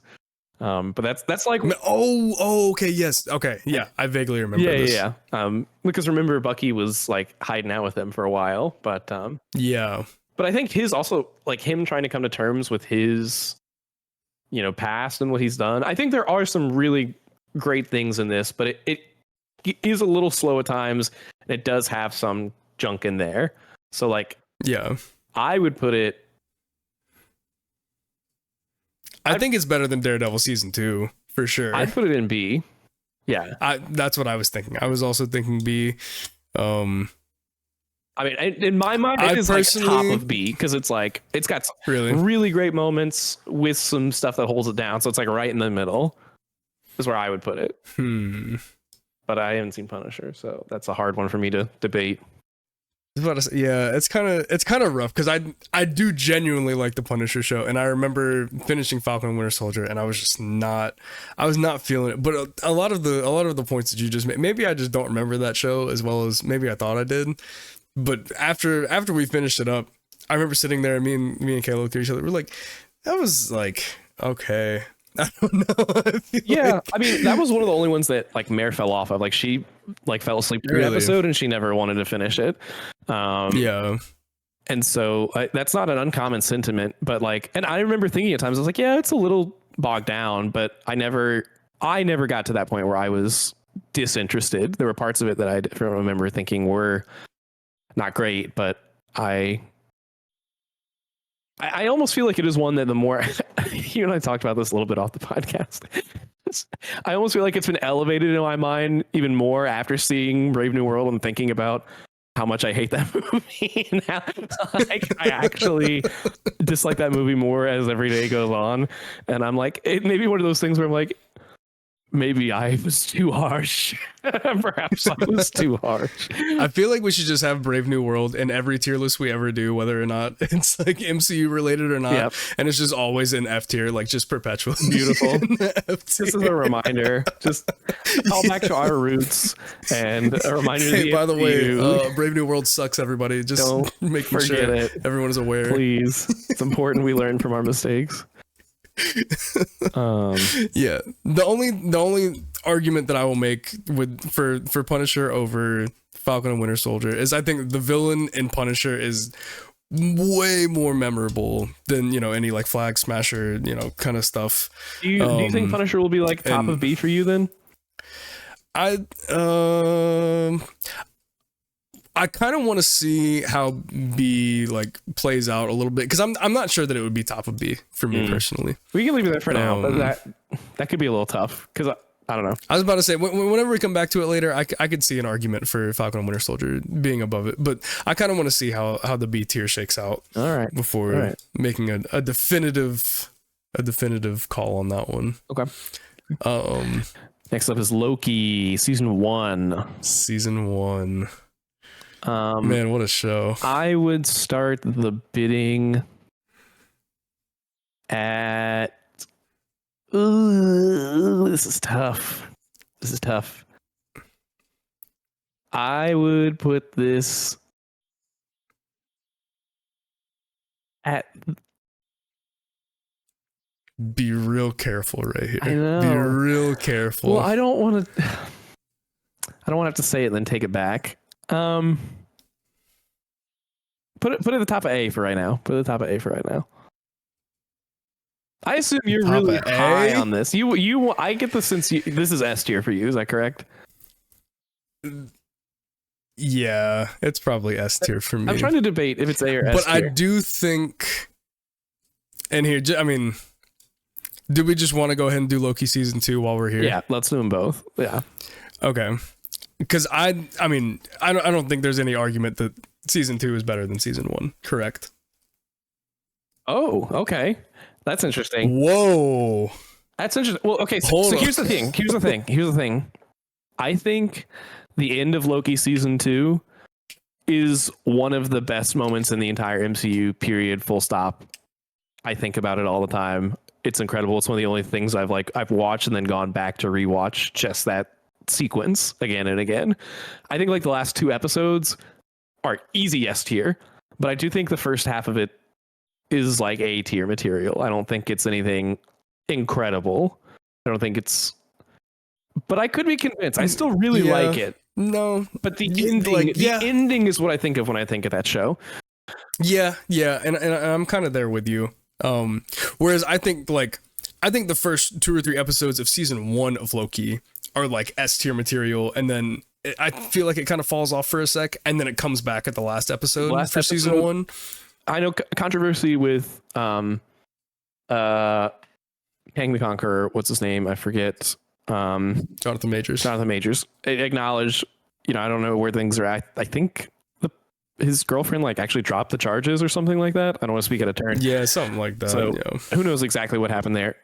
Real world things aside, I mean, his performance in that last episode is incredible. I mean, it's just a monologue. I mean, I remember watching that and being like, I can't believe Marvel let them have a finale to this show where it is like just like it feels like a drama presentation. Like it is just pure acting chops. Like the whole episode before is where you get the whole CGI fest that you're sometimes used to, but was still very fun and unique.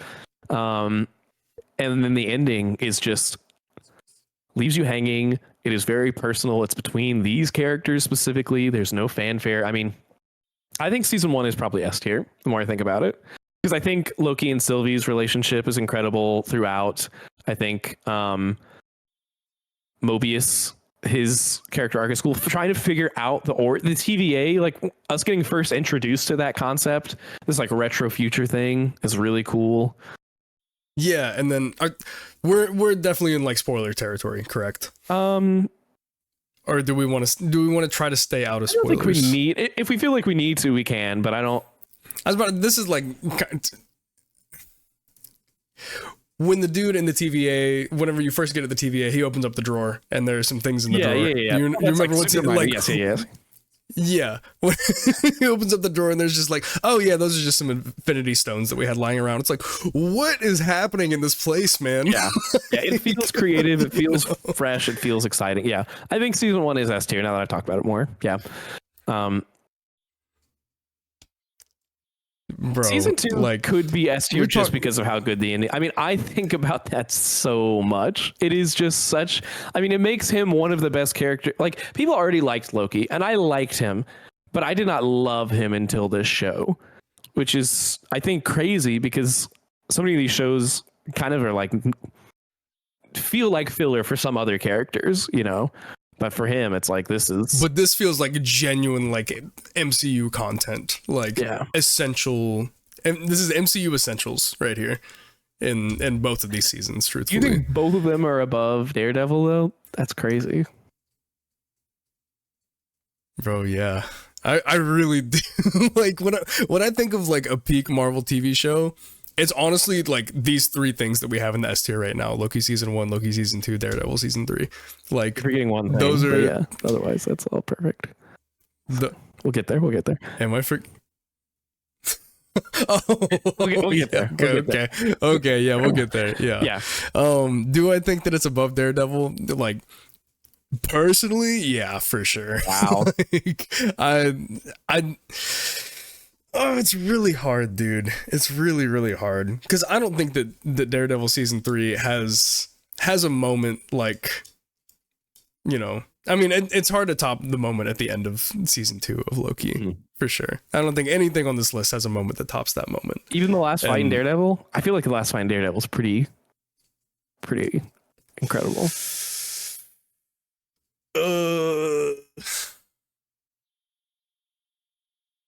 That's hard. Yeah. I mean, I just I don't think it tops it. I really don't. You know, I love Loki 1 and 2 enough that if you feel that strongly, I won't fight you on it. I will. We can leave it there. I think they're all fantastic. Yeah. This is the one probably out of the entire list of everything that we're doing today that I feel that strongly about. Like, oh well, then I actually hate it. You're gonna have to use your teardrop to bring F tier Loki season 2. No, that is one thing we should mention. We do technically the mechanic we have here for this fun little activity of ours is that you can call teardrop, and that will force us to if there's something that Andrew thinks should be 1 tier higher or 1 tier lower, and he's really passionate about. Then that's like we each get one of those per tier list that we can bump up or down one tier. So yeah, fun little extra spice to throw in there. But no, I'm fine with that. I think that's good. What's next? All right, cool. Next up, what if? we're very. I know right off the bat we're very divided on this one. We're extremely divided. I can't believe you have labeled yourself as a what if defender. That's crazy. I think that it's sick, man. I think it's such a cool idea, and does it, reach any of the heights of any of the other shows? Like, no. Like, well, maybe actually.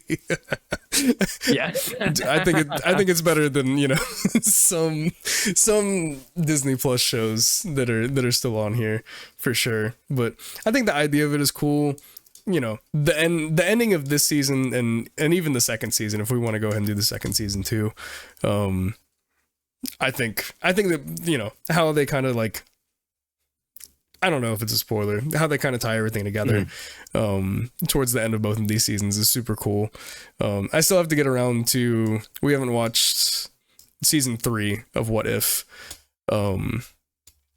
But that season, we watched the first couple episodes. It was not starting out too strong, so I may not be the what if defender that I once thought I was. The watcher is looking down on you, so disappointed right now. Yeah, for real. I too foresaw that he would abandon us in our hour of need. Yeah, I think To be completely transparent, when they first announced the first slot of Marvel shows that were coming, it was Falcon and Winter Soldier, WandaVision, Loki, and What If. And What If, I think WandaVision was always my most anticipated, but it was really close between What If and Loki for me for number 2, because as a concept, I was like, it's an animated show, which I feel like gives them a lot more freedom, and it's an anthology series, which also gives them a lot of freedom. I thought it had so much potential, looks so cool. The animation, better than the Friendly Neighborhood Spider-Man, but still not very good in my opinion. It's like okay. It's okay. Sure. And I just think most of the episodes are boring. I do agree with you. The best thing about it is the ending and the last 2 episodes of the first season. I remember thinking it was cool how it all came together and what they chose to do with it. But so many of the individual, like,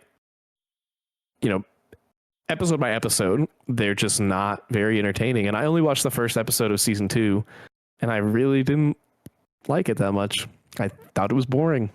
It doesn't look like. What was the first episode? Oh yeah, no, the first episode of season 2 is not all that. It's the Nebula one. Yeah, it's the Nebula one. Yeah, there are definitely some stinker episodes, I will admit. Well, and part of the problem too is like you get a lot of actors that I think are great actors, but aren't good voice actors. Like Benedict Cumberbatch.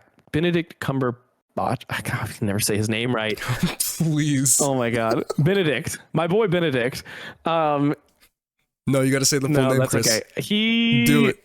I don't think he's a good voice actor, and that was one of my only episodes I did actually kind of like in season 1 of What If, was the one where he becomes the Dark Sorcerer Supreme or whatever. And even that, it's like I'm distracted because I don't think his performance is that good. I know he's a great actor, but I do think voice acting is a different skill, and I don't think that necessarily carried over for everyone. So I think it's like D. Wow. You think both of them are? I only watched the 1 episode of season 2. Oh, okay. So, gotcha. I do think that season 2 is worse than season 1. I think that season 1 is the best of the 3. Well, of the 2 seasons that I've watched, probably also of the 3rd season. That does not bode well, because that means I probably put 2 an F. But oh no, I feel pretty adamantly like there's not a world where I think What If should be in the same tier as Daredevil. No, not even season 2. Not even season 2 of Daredevil? I don't. Oh no, man. If you feel that strongly about it, then I will oblige, and I think that I will just omit season 2 from the. Wow, that's crazy. He said, "Don't make me embarrass my boy in front of all these people. Let me just put it away." I mean, that's fine. I don't. I'm gonna put it. I'll still stick it in the D tier because yeah, I definitely think there's something worse than that. Like significantly worse than it. Significantly, we'll get to it, but we'll get there. Next up is Hawkeye. Hawkeye. I love this show, dude. I'm gonna be straight up. I love this show. I think it's good. I think this is probably. It's probably my 3rd favorite. Wow. Of the Disney Plus shows, not counting animated stuff. Right. I mean, yeah, I think it's good. I don't love the ending. Really, the antagonist they bring in. I don't know. It felt a little forced to me. Yeah. Unfortunately, I can kind of agree with that. But I mean, it was kind of cool in the moment to be like, oh, look who that is. But now, especially where we're at now, it's like you could have just waited. But anyway, it's I think Hawkeye is a character that always gets kind of dumped on because he's just the most human of the Avengers. But I do think the show really gave him a chance to shine. Jeremy Renner. Give him a chance to really show a little bit more of his acting chops and get enough screen time to make you care about a character that's been in the MCU for a really long time, but has kind of been overshadowed. Haley Steinfeld, so charming, so fun. Yeah, she's amazing. I love her. And dude, I forget the actor who plays him, but the guy who plays Lalo, yes, and Better Call Saul, dude, fantastic, incredible. He's probably my favorite part of the whole show. One of my biggest problems with the show is that you don't get enough of him. I wish you got more. Yeah. He's so underused, but he's fantastic. And Florence Pugh is fantastic. I mean, it's one of the probably best performances, dude. And just, I will give it a little bit of credit alone for the fact that it gives us a slight glimpse into what could be the Captain Rogers musical. Oh yeah, I forgot about the musical. They did that at Disneyland as like an actual show for a limited time. Did they really? Yeah, I'm so sad I That's didn't get wild. to go, but yeah, this is one of the ones that like this is an A tier one for me. It's not personally. as memorable when I think about it moment to moment, but when I think back on it, I do think it is pretty good character work. Yeah. And the LARPers, dude. Oh, the LARPers are so sick. I think that's such a cool idea. That was okay. Some people hate the LARPers, but I think that they're really cool. It was fine. That wasn't my favorite creative. part. Yeah. It was very creative. Yeah. Well, just like the whole idea of him like dealing with PTSD. I know we kind of have had that with Iron Man before, but him being an even more human version of it and more directly dealing with like more direct loss with everything that happens to Black Widow and everything. Yeah, it's good. It's one I do dock it a little bit. Like I would maybe put it in B because I don't think it has any of those really memorable moments, like individual moments. When I think about it, it's like the first interaction between Kate and Yelena. It's like that's probably what I remember most, and that's like just kind of some cheesy dialogue between the two of them. It's like they're charming, they're fun, but they're so much fun together. Yeah, that's one of my favorite parts of the whole show. Yeah. When they're just sitting in the apartment, just like talking. I don't think the dialogue is incredible. I mean, it's good, but I would probably put it in B. But if you feel strongly about it, we can leave it at A. But like, probably bottom of A for me. Yeah, I'm fine putting it bottom of A for sure. I don't think that WandaVision or Daredevil is beneath it. Yeah, for sure. All right. Next up. Up next, and here just for a little recap for audio listeners. In S tier we have Loki season 1, season 2, and Daredevil season 3. We in A tier we have Daredevil season 1, WandaVision, and Hawkeye at the bottom. In B at the top we have Punisher and Falcon and the Winter Soldier. C tier we have Daredevil season 2, and in D tier begrudgingly, very begrudgingly, we have What If and What If season 2. Rightfully. Begrudgingly, it's terrible. Moon Knight is next. Get out of here. Moon Knight, man, what a this show's tough. Is it? I'd probably put this. I'm higher on the show than a lot of people. Yeah, I'd probably put it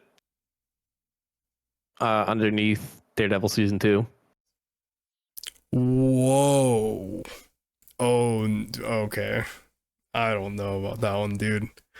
You would put it below there, like in the C tier? Yeah, in C tier. What? Yeah, I don't think Chris, there's no way you genuinely believe that. I think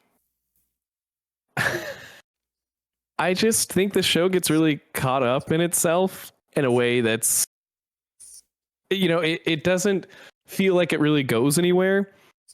The whole Khonshu thing.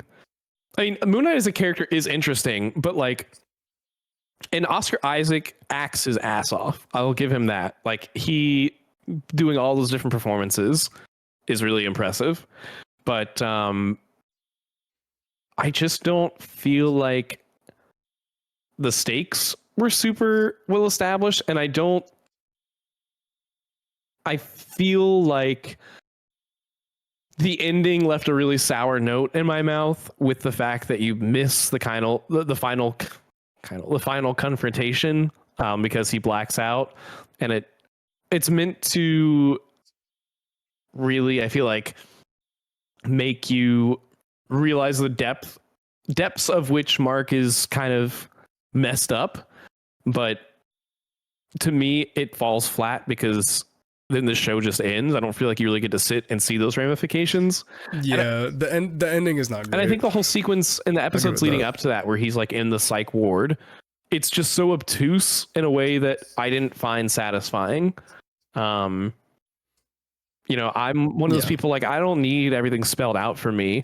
And I actually think the MCU is typically very bad about not trusting its audience to be smart enough to figure out things that should be obvious.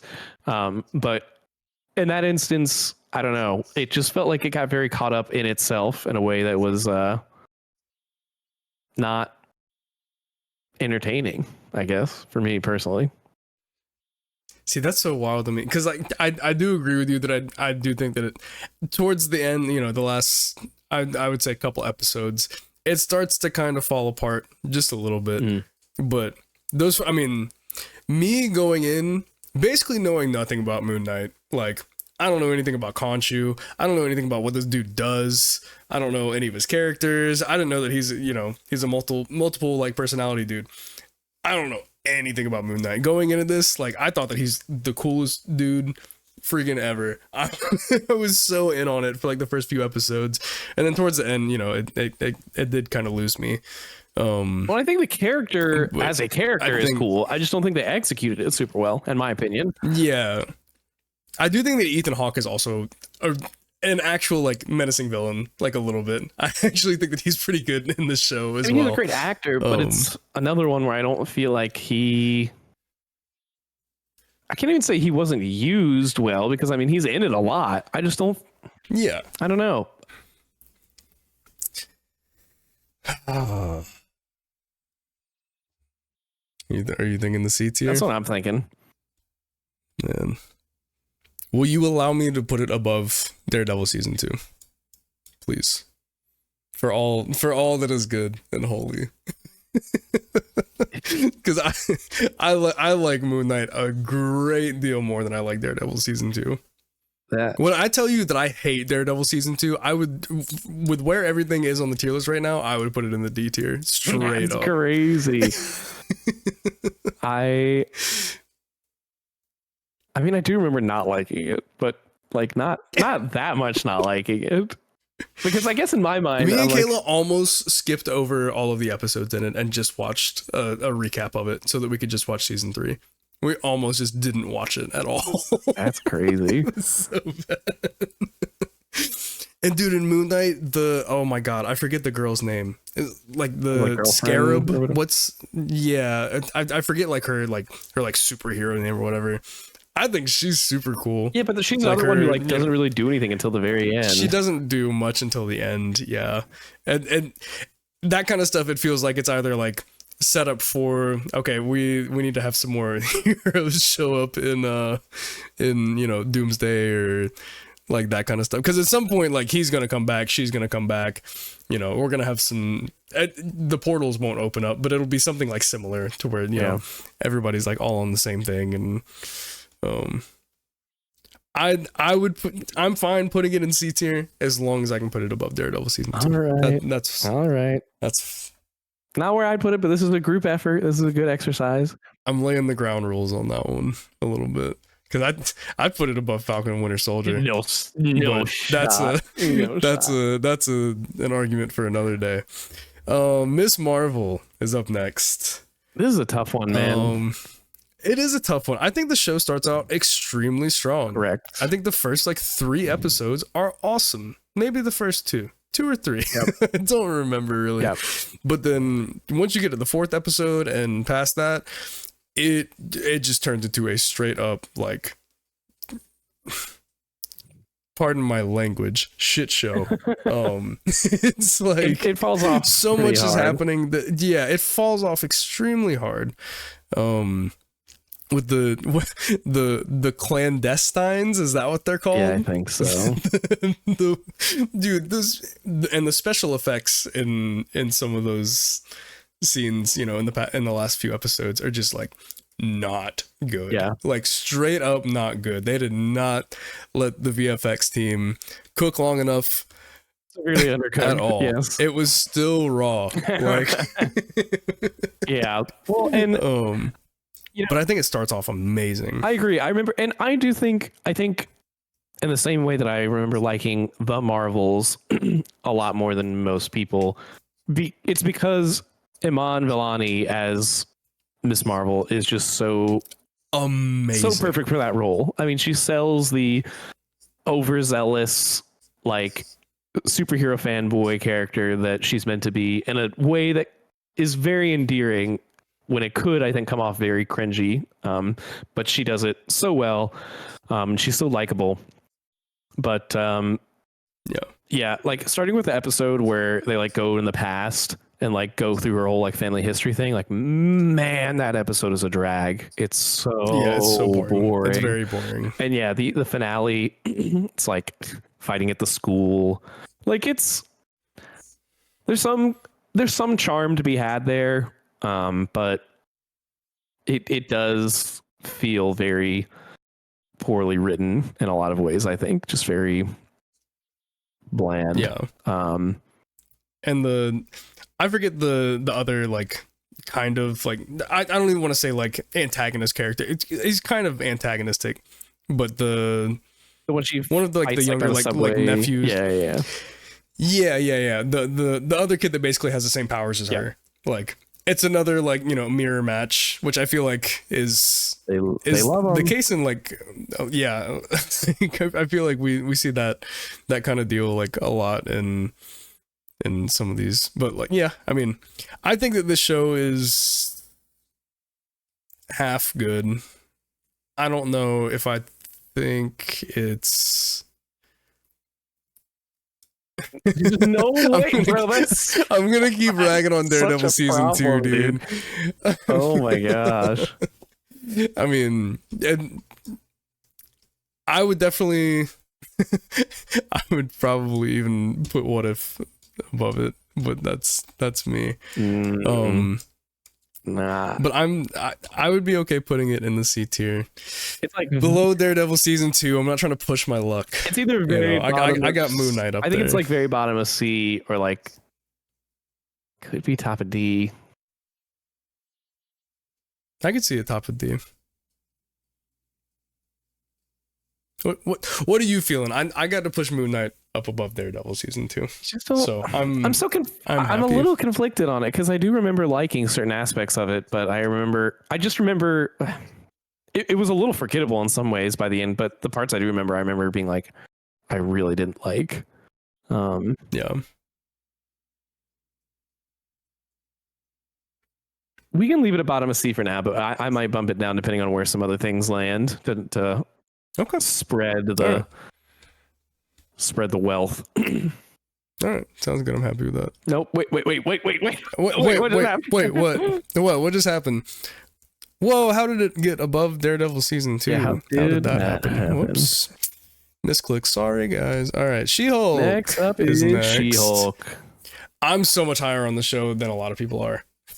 I actually really like this show. It's actually kind of funny how similar you and I are on a lot of these takes. Like, we obviously have some differences, but like, I think you're obviously much more drastic about the Daredevil thing, and obviously we don't agree on What If, but like everything else that we've been like, yeah, it was a pretty hot take. Like, we've mostly, I mean, like, yeah, no, you're right, I agree. And I feel the same way about this one. I think in retrospect, very slight spoiler for She-Hulk. I would be shocked if you didn't know about this because it was pretty much spread all over the marketing. Everywhere. But Daredevil makes an appearance in it, and I remember in the moment being like, oh, this is really cool. You get to see him in his yellow suit, and like we get to see Daredevil again. But it's kind of the same thing I was saying about Hawkeye, where I'm like, in hindsight, this character didn't really need to be here. Like, it's cool for them in the moment, but it kind of feels like a character assassination for him because it doesn't seem like it fits in with who he was or who he's going to be based off what we've seen from the trailers from Born Again. So in hindsight, I think that is, like, I actually really like their chemistry. I thought they were fun together. Yeah. But I do think it's a little sloppy. And the ending. Yeah. The ending with the. I love the ending, truthfully. I really love the ending. Yeah. Slight spoilers, I guess. The ending fight, quote unquote, I think that kind of sucks. I think that's pretty bad. But everything leading up to the ending, like in that episode that I think you're talking about, I agree. I think it's so fun. It feels very true to the character in the comics. It feels very unique, and I think it's funny. Yeah. And I like the beginning. I like the stuff with Hulk in the first episodes, like the little training stuff. Yeah. It felt like this show just made me laugh. Like it's a funny show. It's a fun show. Like just period. And I really do like a lot of the performances. I always forget her name. I can never pronounce. It's Tatiana. I always mispronounce her last name. Maslany. Yes. I think she's amazing. Yes, she's I think that fantastic. she's really good. And I feel so bad because I feel like everyone hates on that show, and I'm like, she was really good in it. Yeah. Does it have some questionable CGI? Sure. Yeah. I mean, Yeah. So many TV shows have questionable CGI, you know, but yeah, I mean, me personally, I'm kind of in the B tier on this one. Yeah, I think B tier is good for it. Is that cool? All right. That was a lot easier sell than I thought it would be. I'm so glad that we're on the same page on that one. But like, I think we're pretty spot on for a lot of these. You want it below Falcon and Winter Soldier, or you want it above? It's Falcon and Winter Soldier. Yeah, I hate Falcon and Winter Soldier.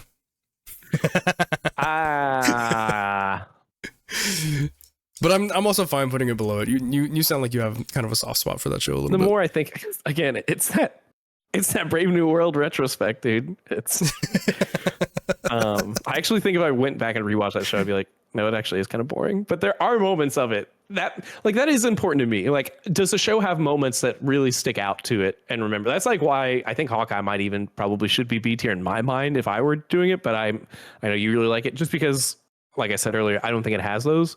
Whereas I think Falcon and the Winter Soldier definitely has those, and She-Hulk has some of them. Like that ending, I think is really memorable. I think the stuff with the what's her name, the Madison, I think is her name, the girl who Madison with two D's, her like friend or whatever. Where you think or whatever. Yeah. Oh yeah. Like that episode was very memorable. Longers. Yes, exactly. The whole stuff with him. I thought that was memorable. And the beginning sequences, like the stuff with Hulk, I think are entertaining enough to be memorable. So that was another reason I ding Moon Knight. It's like I remember the opening sequence, like the first time he transforms, and after that, I'm like, I remember the ending and not liking it, and like that last fight, and a lot of the other stuff in between is a little blank. And the stuff I do remember is more stuff I don't like. And same kind of thing for Miss Marvel. The ones that blend together more, I think, it's a little more damning, unfortunately. Yeah. Okay. Next up, To finish that, you can. I'm about to say. I mean, do you want to move it up a spot on the B tier? Do you want to move it above Falcon and Winter Soldier? Or do you? No. Okay.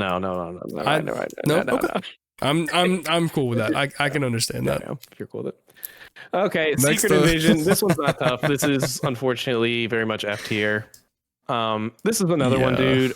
I was so excited for. I mean, they built up the scrolls for so long. This was Samuel L. Jackson, Emilia Clarke, Goddess Emilia Clarke. We got Rhodey back. I mean, it was just it's one of the most like that storyline has so much potential. It felt like it could have been so cool. It should have been so good. It's so bad. It's just Marvel at some of its worst, unfortunately. They kill off characters that have been staples that should be treated with so much more respect, so flippantly. Yes. It's one of the messiest movies as far as what it means for continuity and for ramifications. Like, what is going on with Rhodey? Like, when did everything happen? I need a timeline on the Marvel Twitter page. Please just post an image, kind of one of those so that I know situations like Brave New World where it is one of the. I think that and Brave New World are the only two I can think of off the top of my head that actually make things worse for the MCU after having existed, because Yeah. it retroactively either walks the character back or muddies things up in ways that are not satisfying. It sucks. I will. There's one redeeming quality of this show for me, which is it's another one of my Andrew hot takes. Is I do think that the final fight is actually really sick. Are you insane, bro? Are you out of your mind? Dude, are you well? Emilia Clarke going at Mr. Scrollman, like, she is so cool, dude. She has all the. All right, sorry, I don't want to. No spoilers. You're never gonna see her again, and you want to talk about bad CGI, dude. A lot of the time, people say that, and it doesn't bother me. The arm is In bad. this the arm show, is bad. it was like, this is noticeable. Yeah, it's just. It is disrespectful. Me and Caleb were freaking freaking out. We were like popping off. We were like, yes, Emilia Clarke. Yes, she has like a moment to like, go crazy. It should have been cool. Our character was built up to be one that was so sick. Was awesome, but I don't think it was well executed. Nothing in the show was well executed, unfortunately. The Marvels came out very quickly afterwards, didn't acknowledge it at all. Like Samuel L. Jackson's relationship with his partner, I think, is the only good thing in the show. Actually, that is the one thing that I would say is the redeeming bit. Yeah. Which again, you have an incredible actor. Let him just act and something good. I don't know. That feels obvious to me, but and he's getting up there in age too. Like we gotta get him back on the the good movie wagon a little bit. Yeah. The good show wagon. Give him Secret Invasion 2, but make it good. Or actually, never mind. Nope. I think they already next up. had their chance. Let's just let it die. Next up is Echo. I haven't seen it, so that one's on you. Yeah, this show kind of sucks. That's so unfortunate. It's it has moments. It's better than Secret Invasion for sure. I truthfully, I think that Secret Invasion is the only like F tier, like truly F tier thing on this list. I do like What If more than Echo though, so I'm going to put Echo at the bottom of the D tier. That's fine. I trust your judgment. Here, actually, I think it's slightly better than What If season 2. How about that? There you go. I don't really have anything else to say about it. Truthfully, it's really forgettable, and isn't that the first one that they called like? They have a name for it where they're those standalone ones where they're basically like, you don't have to watch this. It's like a. Are you talking about like the Spotlight? Yes, yeah, like Marvel Spotlight or something like that. It's like I'm pretty sure the Marvel Spotlight, or yeah, maybe, because I remember they did that for like Werewolf by Night. Oh my. Which I still haven't watched. Seen? By the way, should we include that in this? Does that count? I mean, we can if you want to. Yeah, can we include that? Yeah, it's not on here. I can here. Give me a here while I'm looking for that. You can talk about X-Men 97, our next up to get ranked. If you want, you can go ahead and put that number 1 on this list. It is not even close. Not even close. What do you mean? Oof. X-Men 97 is not only the best Marvel show, it is possibly the best Marvel. Like, if you were to stack this up within the movies, it would still be S tier, and it might be my number 1 even then. It may be my favorite Marvel video, movie or TV franchise like project they've ever done. I think X-Men 97 as a show is one of my favorite shows of all time. It is, I think, very well animated. It takes characters like Cyclops, who before the show I thought was like, he's a stereotypical, like, oh, he's lame, he's just kind of boring, he just kind of does there, and they make him one of the coolest dudes I've ever seen. He is out here falling from the sky and shooting himself back up with the power of his freaking lasers, dude.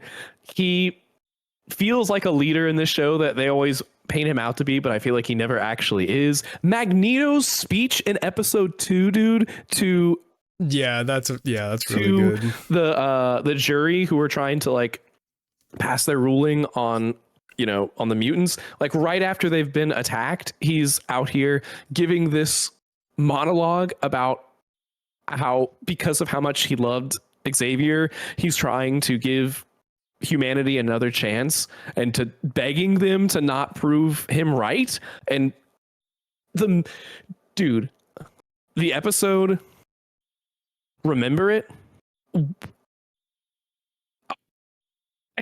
I like get goosebumps thinking about it, dude. It is one of the most beautiful, heartbreaking episodes of TV I have ever seen.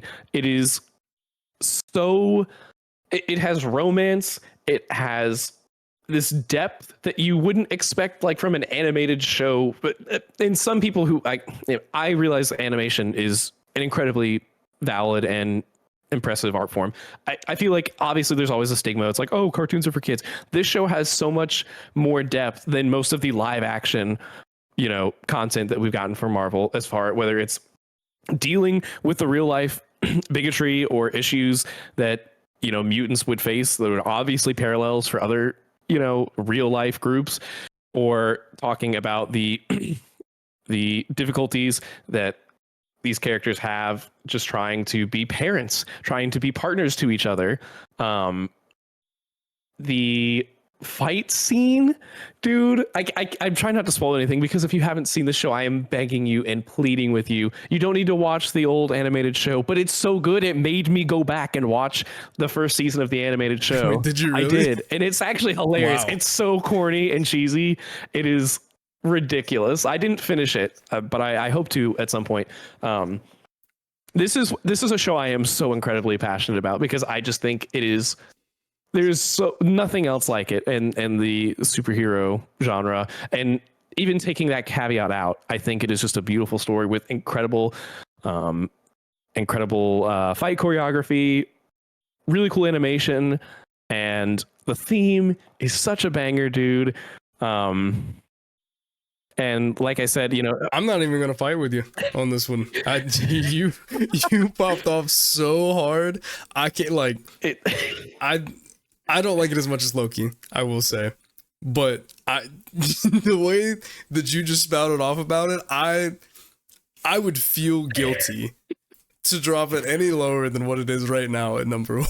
It is. I think that, again, a testament to a show in my mind. I don't usually go back and rewatch stuff. I rewatched that Remember It ending of that episode like 3 different times, just because it shook me so much.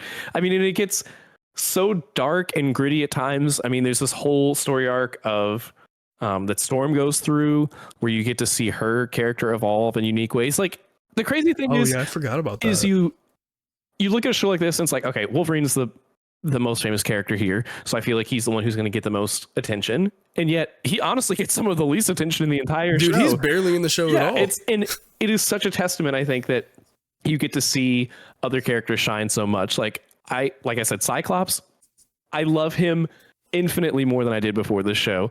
I think that the stuff with Jubilee and what she goes through with Sunspot, like that episode with was it Mojo? All the references to like the classic stuff. It's so cool. That's so unique. Cool. I was popping off about that. Kayla had no idea what was happening. I'm like, no, but it's like the thing from the old days. And you don't even have to. It's just like, oh, this is just a cool thing. And they're constantly evolving these characters as they do all that too. And like the ending, man, dude, it's so brutal. That next to last episode, the ending of that episode specifically, where it's just like just rips it all off, dude.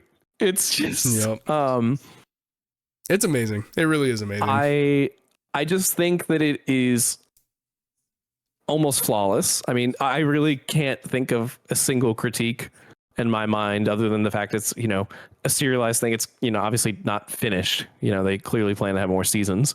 And I know there's that whole drama with Bodemayo and stuff like that. So who knows if it will stay at the same quality if he's not involved. But if he did the things he was accused of, then good on them for taking care of that. But, whatever happens in the future, it is still enough of a standalone thing that I think it's beautiful. I think it's just got more maturity and depth to it. And it has so many of those moments that I was talking about that mean a lot to me and how I value shows, but it is also just so consistent throughout that it's just not even close. Like I do love Loki, but X-Men 97 is like one of my favorite things I've ever seen. So I don't think that I could possibly say anything that could that could compliment anything that you've just said. So I'm gonna let that speak for itself. Yeah, dude. I mean, show's great. Like, and with how strongly you feel about it, like I said, I have absolutely no problem putting it up there at number one. No problem. Thank you. Let me bump What If up a tier. Let me bump What If up just one. So I'm trying to butter you up just a little bit. If you felt as passionately about that as I do, then I love Captain Carter, Chris. I love Captain Carter so much. No, I'm just kidding. You know, Marvel thinks you're out there. Clearly, they're trying to feed you. Let's go ahead and knock out the other two that you have seen that I have not. Okay. We'll do Werewolf by Night. Werewolf by Night is fantastic. I would put it in A tier. An A tier. It is. I'll trust your judgment on that one. Because I've heard very, very good things about it. It's so tonally unique. I mean, it's like entirely in black and white. I think they did release a cut that had color to it later, but I would recommend. I haven't seen that one yet, but I think it really benefits from being a standalone thing, and that you know almost nothing. I knew nothing about these characters going in. It's PG-13, but because it's like calling homage to, I feel like, these old kind of horror movies, it handles horror in a similar way where you see sort of these grotesque things start to happen, but off screen, that in a way benefits it, I think, because it leaves more to your imagination to try and figure out what's going on. It's just a standalone, very solid, dark horror project from Marvel, which is unlike anything else we've ever seen. And I think it's really, really cool. And it reminds me I should rewatch it, talking about it again, because I've only seen it the once, but it's not long, right? It's only like an hour and a half long or something. I don't even think it's that long. I think it's like at an hour, like right around an hour. Oh, okay. So it's not like a full movie or anything. It's like a special. So it's like, I think between 45 and an hour. Okay. But it's great. Yeah, I'll sit down one night and I'll actually sit down and watch it, because like I said, so many people have just had, glowing reviews and I mean, it sounds up my alley, but I would probably put it. I'd probably personally put it above Hawkeye, but I know you feel really strongly about Hawkeye, so I do really, really like Hawkeye. I'm not mad about it there. I think it's fine there. Okay. And then let me just make sure that I'm not missing anything else from down here. I don't think that I am. Yeah, no, we're good. All right. Next. Friendly Neighborhood Spider-Man, what you got? I already talked about this earlier in the show, so I don't need to wax poetic about it. But I think, can you scroll up? Yeah. I think I would put it in A. Okay. I think I would put it. Yeah, this is tough. I've said that a lot. Because you definitely think it's better than Werewolf by Night, correct? Oh. Yeah. Delayed response on that one. Okay. Which means that you definitely think that it's better than Hawkeye. The problem is, it's better than Werewolf by Night in that there's much more to it. Like Werewolf by Night, I really don't have any critiques of, but Spider-Man is going for much more, and so it's one of those, the highs are higher, but the lows are lower. Right. But it's hard to compare because Werewolf by Night is a standalone thing, whereas Spider-Man is like a 9, 12, 10, however many 10 episode series, and I do really hate that first episode. Yeah, I think it's better than Hawkeye. You think it's better than WandaVision? Oh man. When I watch a show, it better be I don't think it's better than insane. No, I don't think it's better than WandaVision. WandaVision. I mean, the highs of WandaVision when I first watched it, the highs of the end of Spider-Man are really high. I mean, it's close. It is very close, but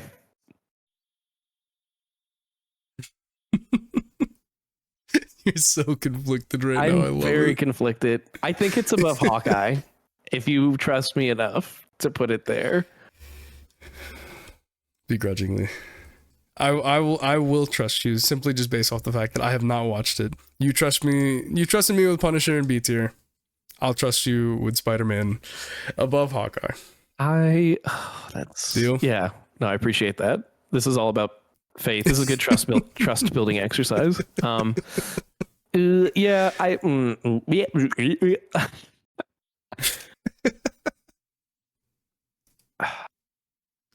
What is your dilemma? I'm trying to decide. I don't think it's better than Daredevil. So I'm trying to decide if it's better than WandaVision, because I think that Wow.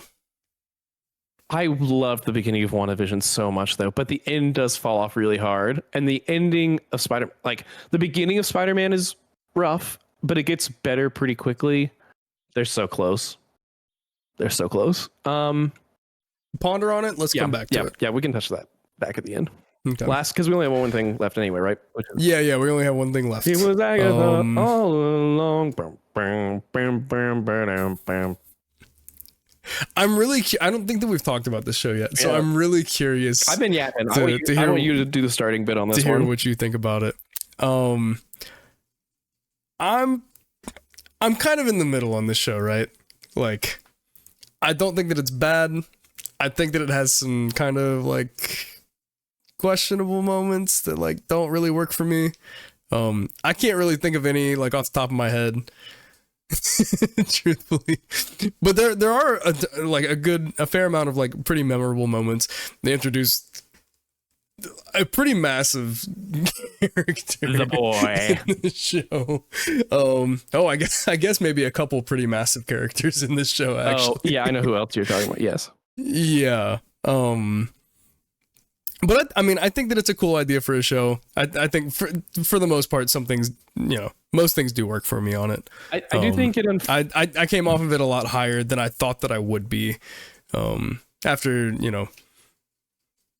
hearing some things about it, and I really do kind of think that it's like a C or like a B tier kind of show. Yeah, I'm right there with you. I think it's got some really bad dialogue. I think there are moments. Yeah, that's my big thinking thing. Like, this is really specifically. I think the boy. I think has some lines that are a little cringy.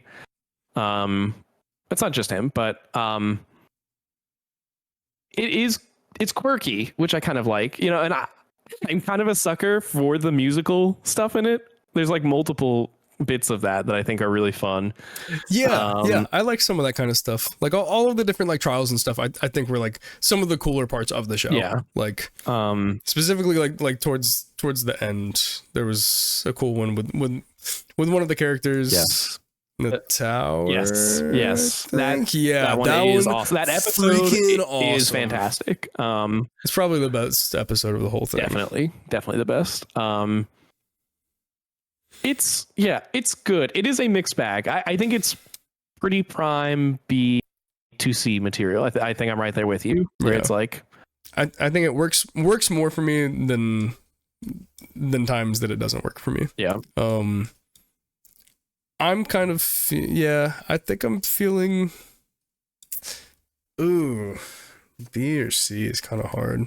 I don't love the ending either. Really? I'm conflicted on it.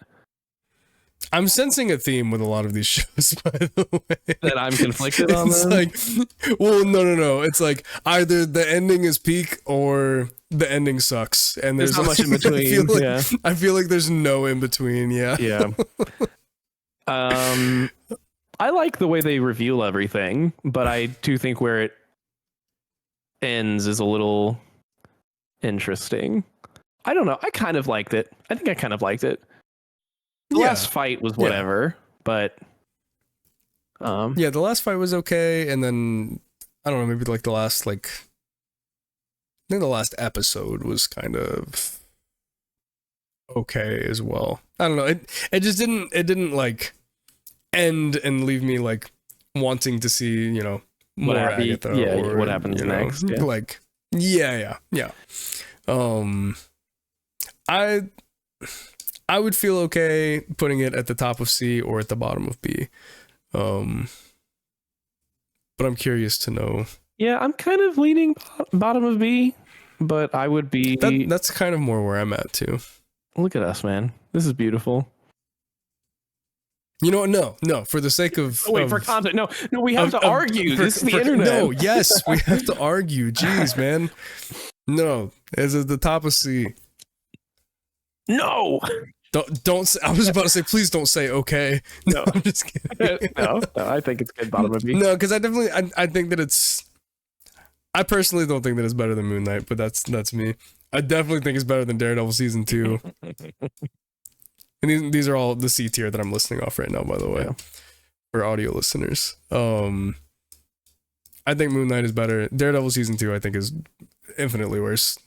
Infinitely. I wish I had rewatched the show, if nothing else, just so I could feel what you're feeling and like be reminded. Because I think the problem is I've been gaslit into thinking, because people just say in general how good Daredevil is, and I always remember when people say that in the back of my mind, like, yeah, it is great, but I do remember not liking the second season that much. But I think I remember, Punisher's in it, and people like the show enough. Maybe I feel like I've been gaslit into thinking it's not as bad as it is. I could feel just as passionately about you on a rewatch, but I just can't in good conscience think that it's worse than the first 5 episodes.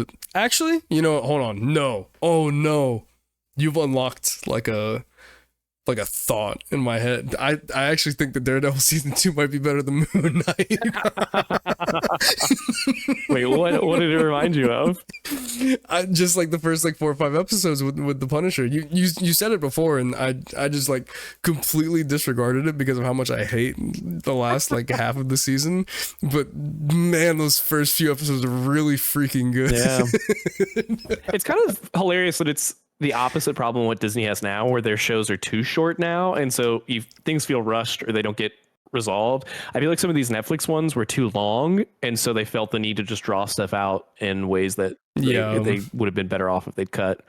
So I'll have to ponder on that one for a sec. Are we okay with Agatha at the bottom of B though? That's fine. Below She-Hulk. Yep. Okay. Cool. Have you had any more thoughts on Spider-Man placement in the middle of A between WandaVision and Hawkeye? I think just leave it for now. Just leave it. I don't have the heart to. You don't have the heart to move it up or down. Yeah, I think it.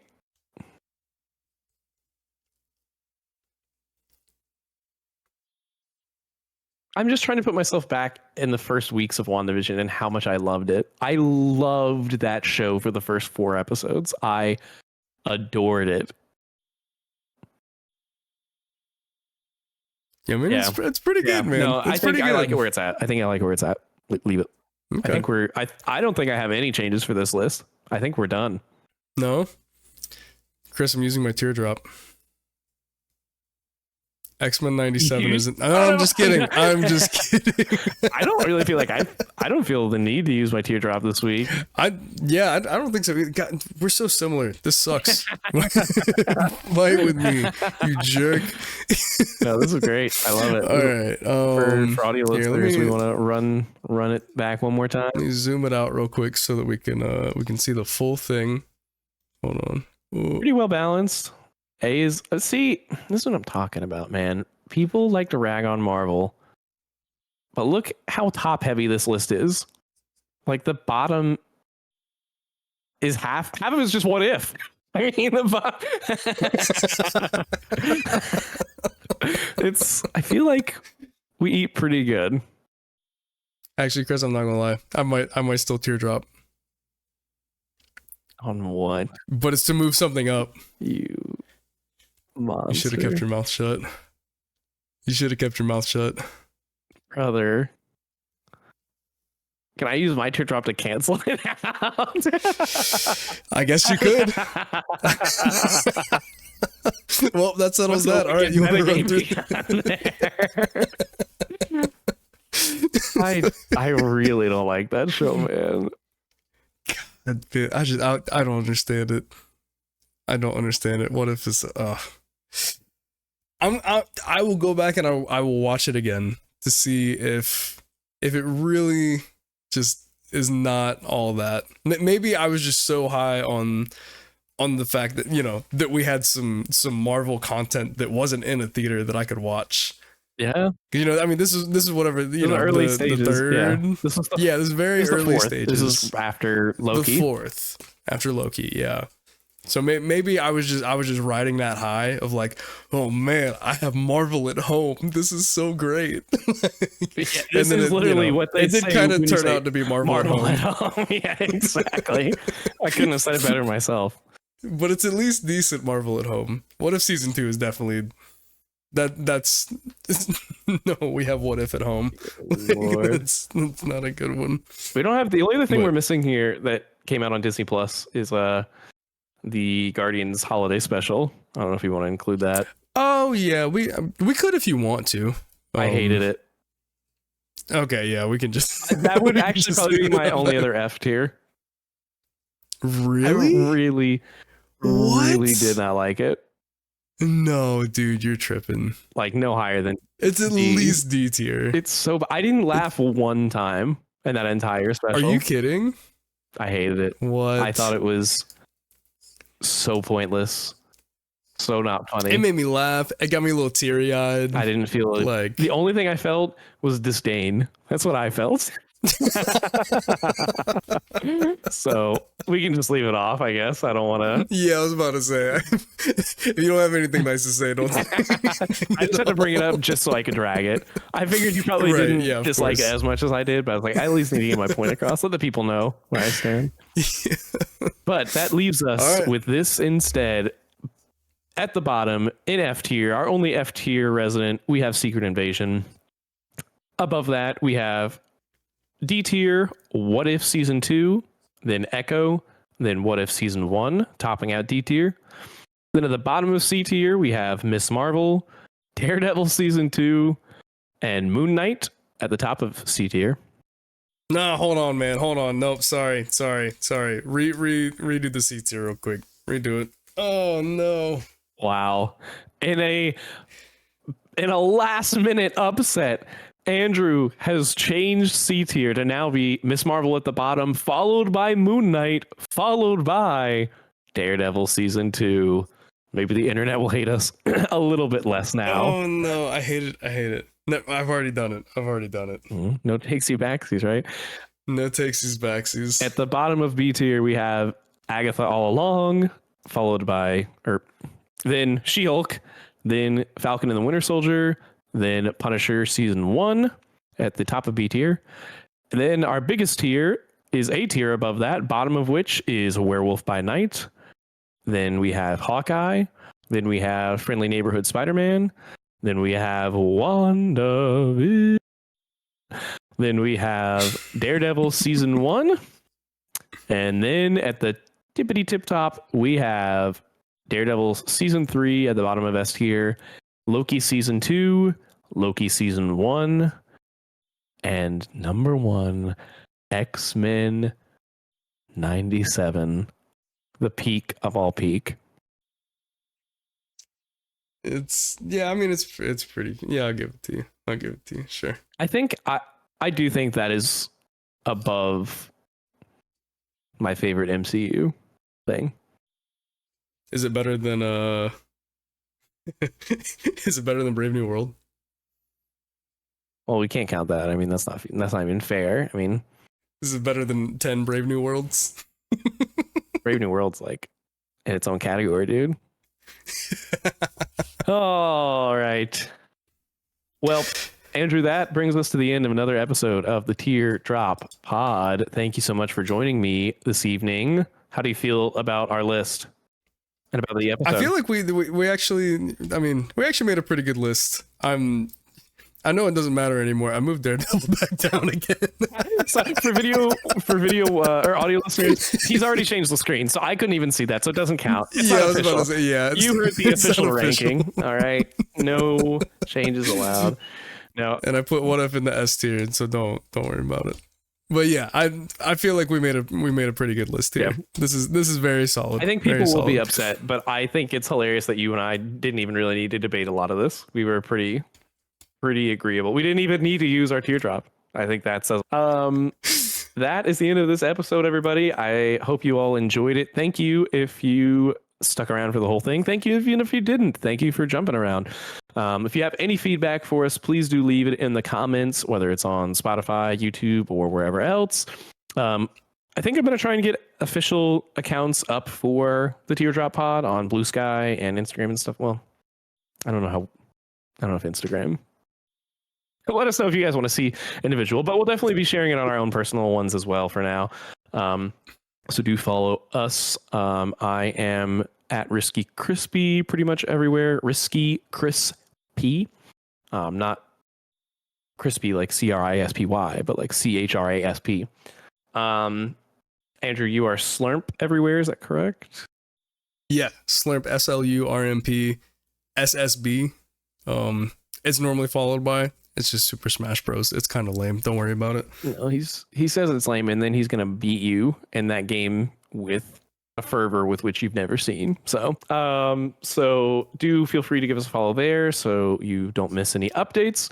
And thank y'all for the support. We will see you soon for episode 3. Thanks everyone. Have a good night Bye. or day or whatever. Bye.